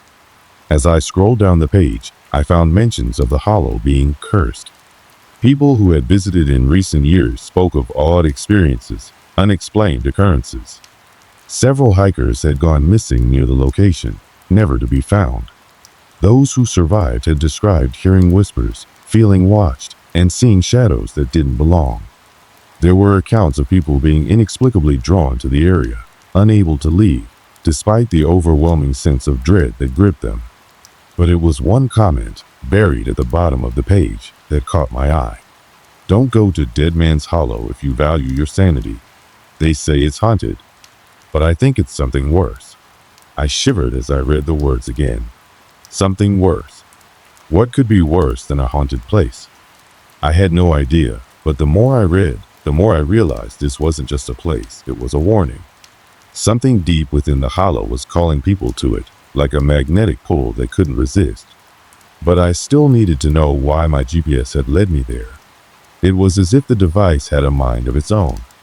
I had been following a normal route, and then, suddenly, I was being redirected to this eerie, forsaken place.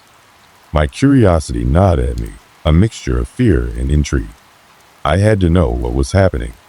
I couldn't just walk away from it, not when there were so many unanswered questions. The next morning, I decided to go back.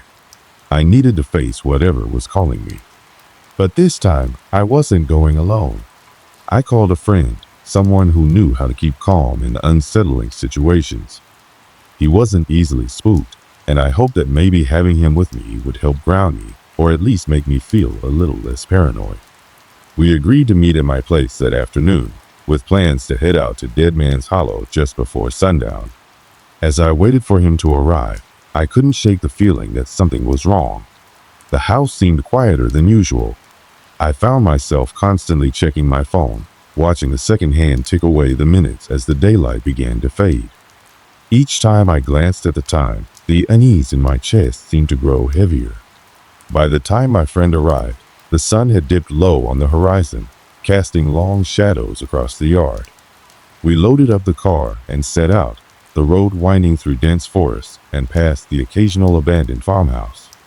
The landscape felt strangely distant, like we were driving through a place that had been forgotten by time itself. Every so often, I would glance at my GPS, half expecting it to malfunction again, but it remained stable, guiding me toward the hollow. When we finally reached the outskirts of the hollow, the air seemed to change.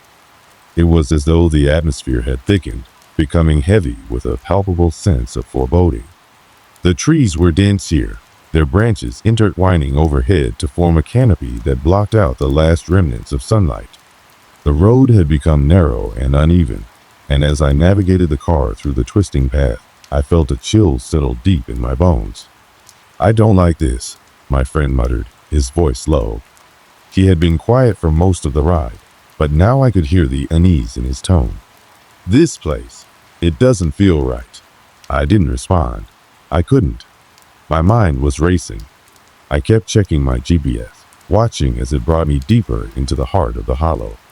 The screen flickered briefly, and for a split second I thought I saw something. A shape moving in the woods just outside the car. But when I looked again, it was gone. "Did you see that?" I asked, my voice barely above a whisper. My friend nodded, his face pale. "Yeah, I did. It's probably just an animal, right?" I wanted to believe him, but something told me it wasn't. Something in the pit of my stomach told me that whatever was here wasn't natural. We reached a clearing where the road abruptly ended. In front of us stood an old, dilapidated building, another shack, much larger than the one I had encountered the night before. The windows were boarded up, the roof sagging with years of neglect. It looked like it hadn't been touched in ages, but the sense of being watched intensified the closer we got. I shut off the engine, and the car fell into an eerie silence. The wind rustled through the trees, and the distant sound of an owl echoed through the hollow. The hairs on the back of my neck stood on end, and I could feel my friend shift uncomfortably in his seat. "We should go check it out," I said, though I wasn't sure if I was trying to convince him or myself. There was something here, something I had to see. We both got out of the car, our footsteps crunching in the gravel as we walked toward the shack. I glanced around nervously, feeling the weight of the trees pressing in on us from all sides. The air smelled damp, filled with a musty scent of decaying wood and earth.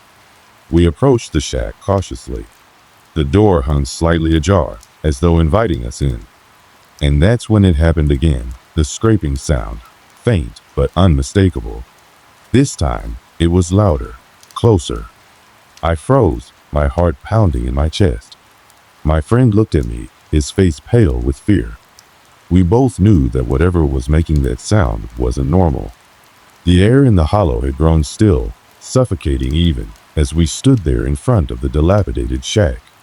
The scraping sound, sharp, deliberate, and unnervingly close, had stopped. But the silence that followed was almost worse, a heavy, suffocating quiet that pressed in from all sides. I could feel my pulse racing, the adrenaline kicking in as every instinct screamed at me to turn back. But there was no turning back now. The door of the shack was slightly open, and that faint, scratching sound had been enough to push us further, beyond the threshold of reason, and into something far darker. We had come this far, and I couldn't leave without knowing what was truly happening in this forsaken place. "We need to go inside," I muttered, my voice barely audible as it was swallowed up by the oppressive air around us. My friend stood frozen, his eyes wide with fear. "This is a bad idea, man. We should leave. We don't know what's in there." His voice shook, and I could see the sweat on his forehead glistening in the dim light. I nodded, though my heart was pounding in my chest. I couldn't argue with him. Every rational part of me screamed to walk away, to forget this whole thing. But there was something I couldn't shake. It was as if we were being pulled into the darkness of the hollow, something beyond our control, something that wanted us there. Before I could respond, the door of the shack creaked, and it opened wider slowly, almost deliberately, as if waiting for us. It was then that I realized the scraping sound hadn't stopped. It was coming from inside, louder now, sharper. It was as if something or someone was dragging something heavy across the wooden floor, leaving behind a trail of splinters and shavings. We stood there for a moment, neither of us moving, as the sound echoed in the hollow. Then, almost on instinct, I stepped forward, pushing the door open fully.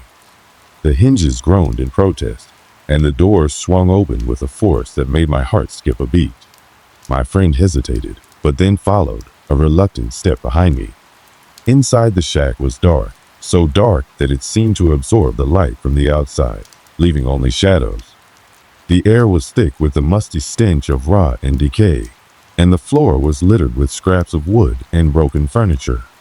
My footfalls were muffled as I stepped inside, the floorboards creaking under my weight. The scraping noise was louder now, coming from the far end of the shack, just beyond a pile of old, rotting furniture. My friend and I exchanged a glance, both of us frozen for a moment in that shared, terrified silence.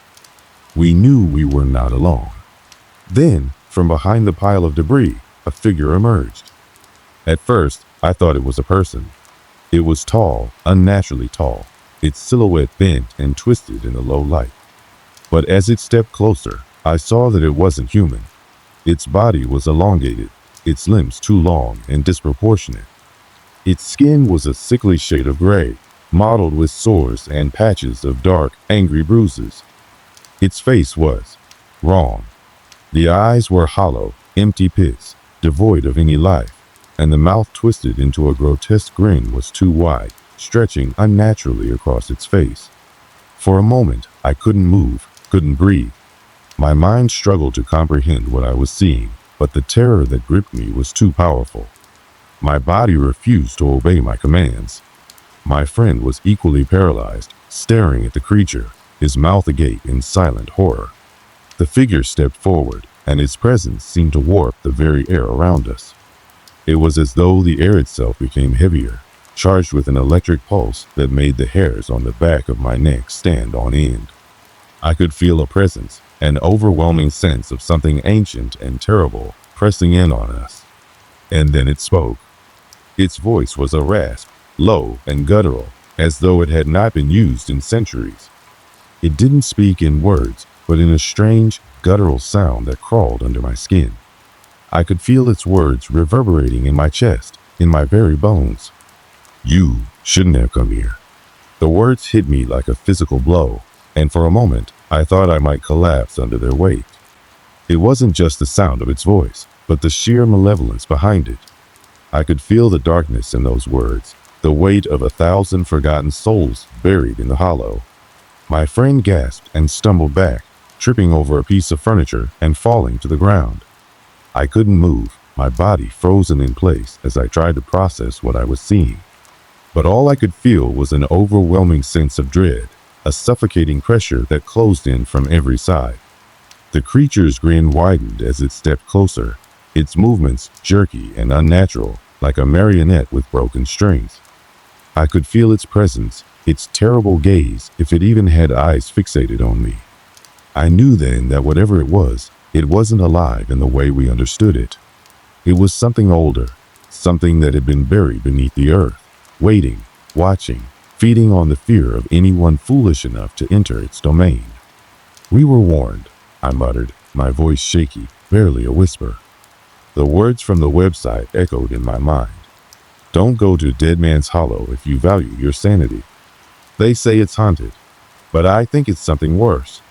Something worse." I suddenly understood the meaning of those words. The creature seemed to sense my realization, its grin widening even further, stretching until it seemed to consume its entire face. I wanted to run, to scream, but my legs wouldn't move, my body trapped in an invisible vice. The air was suffocating, and I could feel the darkness closing in around me. It took another step forward, and the scraping noise started again, louder this time, as if something else was coming from the shadows, something larger, something worse. I looked over at my friend, who was still on the ground, shaking uncontrollably. His eyes were wide with terror, his body rigid with fear. I knew we had to leave. But how? The creature was in front of us now, blocking the only exit, its long fingers twitching as if it were preparing to strike. Suddenly, a sharp noise rang out a crack, loud and jagged, like the sound of wood snapping under pressure. The creature recoiled, its head snapping back as if it had been struck. I didn't wait for an explanation. I grabbed my friend by the arm and yanked him to his feet, pulling him toward the door. My heart hammered in my chest as I glanced back at the creature. It was moving again, slowly, as though it were savoring our fear. We ran. The sound of our footsteps echoed in the empty shack as we scrambled to escape, the door crashing open as we tore through it. My friend stumbled, but I didn't stop to help him. I couldn't. I had to get out. The creature's laughter followed us, a low, distorted chuckle that seemed to come from everywhere at once. It echoed in the hollow, bouncing off the trees and the earth as we sprinted toward the car. We didn't stop running until we were in the car, the engine roaring to life as I floored the gas pedal. The hollow seemed to swallow us whole, the darkness closing in behind us as we raced away. But even as we drove, even as the safety of the road stretched out in front of us, I couldn't shake the feeling that the creature was still watching us. still waiting. I had left Dead Man's Hollow, but I knew deep down that it hadn't left me. The creature's haunting laughter lingered in my mind, echoing against the car's interior like a dark shadow, pressing in on every thought. I couldn't shake it. We hadn't escaped, it wasn't over. No matter how far we drove, no matter how fast we went, something told me it wasn't going to let us leave. And I wasn't sure if it was the creature or the hollow itself that still held us captive. Did that really just happen? My friend's voice broke the silence. He had been silent for most of the drive, hands trembling on his lap, his face pale and drenched in sweat. He kept glancing over his shoulder, as though expecting something to jump out of the trees and onto the road behind us. His question hung in the air, unanswered, but the truth was I didn't know. I don't know, man, I muttered, my hands tight on the wheel, my gaze fixed on the winding road ahead. I don't know what we saw, but it was real. It was real. The words felt hollow, as though saying them would make it more real, more tangible. But they didn't offer any comfort. What had we gotten ourselves into? What had we stumbled upon in that forsaken place? The website, the warnings, everything, it hadn't been enough to prepare us for what we encountered. Nothing could have. The drive felt endless, the night stretching out before us like a dark, uncharted abyss. I knew we were both lost in our own thoughts, replaying the moments in the shack over and over in our heads, trying to make sense of it all. But it didn't make sense. The reality of what we had seen couldn't be rationalized, and with every passing second, it felt like the world we knew was slipping further out of reach. We didn't speak again until we reached the nearest town, a small, quiet place that looked untouched by time. As I pulled into a gas station, the flickering lights cast long shadows across the asphalt, and I felt the weight of the darkness pressing once more. I needed answers. We needed answers. Let's get out of here. Let's go inside, I said, breaking the silence. My friend didn't argue. We both knew we needed to stop, to gather ourselves before heading home, before we returned to our normal lives and pretended like nothing had happened. Inside the small convenience store, the clerk behind the counter barely glanced up as we entered. I couldn't tell if it was his indifference or the familiar scent of coffee and chips that made the place feel more unsettling. Maybe it was the feeling that we weren't welcome here either. I walked up to the counter, trying to keep my voice steady. Hey, you know about Dead Man's Hollow? The clerk looked up finally, his eyes briefly flicking to me before he went back to what he was doing. You went there? He asked, his tone casual, almost dismissive. I nodded, though something about the way he said it sent a chill down my spine. Yeah, what's the deal with that place?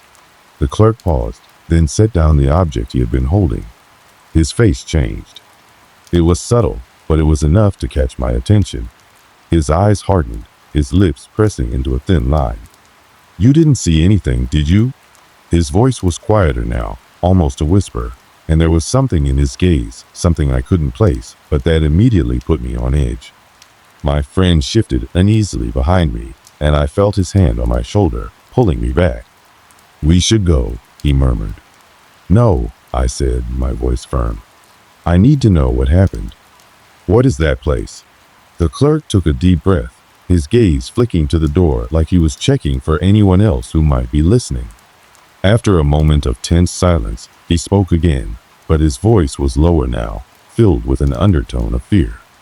People talk about the Hollow like it's haunted, but it's more than that. A lot more. It's been around long before we were, and it doesn't like strangers. Anyone who goes looking for answers gets pulled in, one way or another. You might leave, but it follows. It doesn't stop until it gets what it wants. I swallowed hard. His words felt like a cold, hard slap in the face. But it wasn't the words that scared me, it was the look in his eyes. The way he knew what we had experienced. You've been there, I whispered. It wasn't a question, but the clerk didn't deny it. He simply nodded. Didn't think you'd get away, he said, his voice grim. But I guess you're lucky. Not everyone makes it out. Some come back. But they're not the same. The clerk turned away, clearly done with the conversation. as if the subject was too much for him to handle. We left without saying another word, the doors swinging shut behind us, the dim bell above it ringing softly. Back in the car, I could feel the weight of his words hanging between us. "We need to go home," my friend muttered. "We can't keep running. Whatever that thing was, we need to put it behind us." But I didn't know if I could. How could we move on from this? How could I go back to my life, knowing what we had seen, knowing what was out there? The hollow wasn't just a place, it was something else. Something ancient, something that knew our names, knew our deepest fears. I drove in silence, my hands gripping the steering wheel as if it would keep me grounded. But there was no escape. Not really. Every shadow seemed to whisper, every flicker of light seemed to hide something in its depths.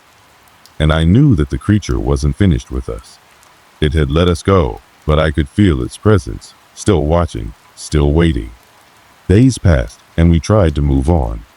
My friend, who had been so shaken, threw himself back into his daily routine, but I couldn't shake the feeling that I was being followed. It wasn't just in my mind, it was real. I could hear the scraping sound in the dead of night, faint but unmistakable. I'd wake up in a cold sweat, heart racing, wondering if it had finally come for me. I couldn't tell anyone. Who would believe me? Who would believe us? The creature was still out there. And maybe, in a way, it always would be. We had left Dead Man's Hollow behind us, but I knew that something had changed in both of us. We had seen the darkness, the thing that lurked beneath the surface of our world. And no matter where we went, no matter how far we ran, it would always be there, waiting for us to return. And I couldn't help but wonder, was it truly over? Or had the hollow simply let us go, biding its time, waiting for the right moment to pull us back in? It's been weeks since we left that town behind us, weeks since we made our escape from Dead Man's Hollow. My friend and I have tried to resume some semblance of normality, but the weight of what we encountered still hangs over us like a shroud. No matter where we go, no matter how far we travel, there's an unsettling feeling that won't leave. We can't shake the feeling that the hollow is still out there, watching, waiting, as if it knows that the darkness never really ends, it just pauses. I find myself questioning what is real and what is just in my head. The laughter, the whispers, the way the air felt wrong, thick with dread. At times, I convinced myself that it was just a trick of the mind, that the fear I felt was simply the result of our anxiety. But every time I close my eyes, I can still hear it, the rustle of footsteps in the woods, the chilling whispers just beyond the edge of the trees. I've started avoiding certain roads, the ones that lead to nowhere, to the places where darkness hangs a little too heavy, the places where people's stories get lost and forgotten. I wonder if it's an instinct or if something deeper is pushing me to stay away. Maybe it's just the fear that the creature we saw, or whatever it was, still exists in the space between the worlds. Maybe it never really left. In moments of quiet, when the house is still, when everything is calm, I catch myself looking over my shoulder. I feel like something's watching me, lurking in the shadows, its presence just on the edge of my perception. And even though I know it sounds irrational, even though I know it doesn't make sense, I can't help but glance back as if expecting to see it there, standing in the doorway, waiting for me to make the wrong move. It's almost as if Dead Man's Hollow never truly let go of me. Maybe it's the power of the place itself. I've heard the stories, the ones that talk about cursed land, about ancient spirits bound to specific locations. Maybe it was one of those places, one of those pockets of reality where time doesn't move the same way. Or maybe it's the way the hollow calls to you, pulls you in slowly, as if it knows that once you've been there, you can never quite escape. There are nights when I dream about it, the hollow, the fog, the shack. It's always the same, silent, cold, and empty, except for the figure in the corner, watching. I wake up in a cold sweat, the air thick with fear, as if I've been trapped in the dream, unable to escape. I get out of bed and walk around, checking the locks on the windows, the doors. I tell myself it's just a dream, just a nightmare, but deep down, I wonder if there's something more to it. One day, while flipping through old pictures, I found a photo of me and my friend from years ago, back when we were younger, when things seemed simpler.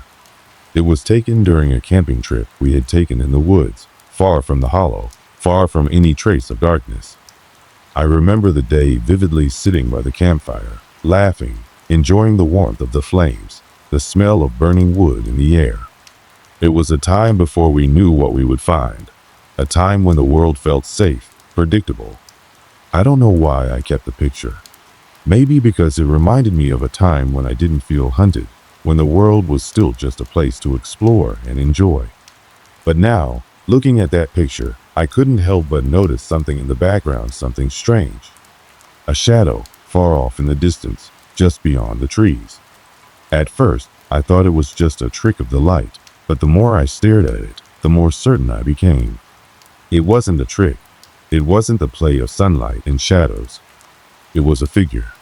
Tall, silent, watching us. I tried to convince myself that it was nothing, just a quirk of the photo, the kind of detail that only stands out once you start looking too hard. But deep down, I knew that was just my mind playing tricks. I knew what it was, or at least what it felt like. The hollow had followed us. Somehow, it had left its mark on us, just as the clerk had warned. It would never let us forget. As the days pass, I find myself growing more and more distant.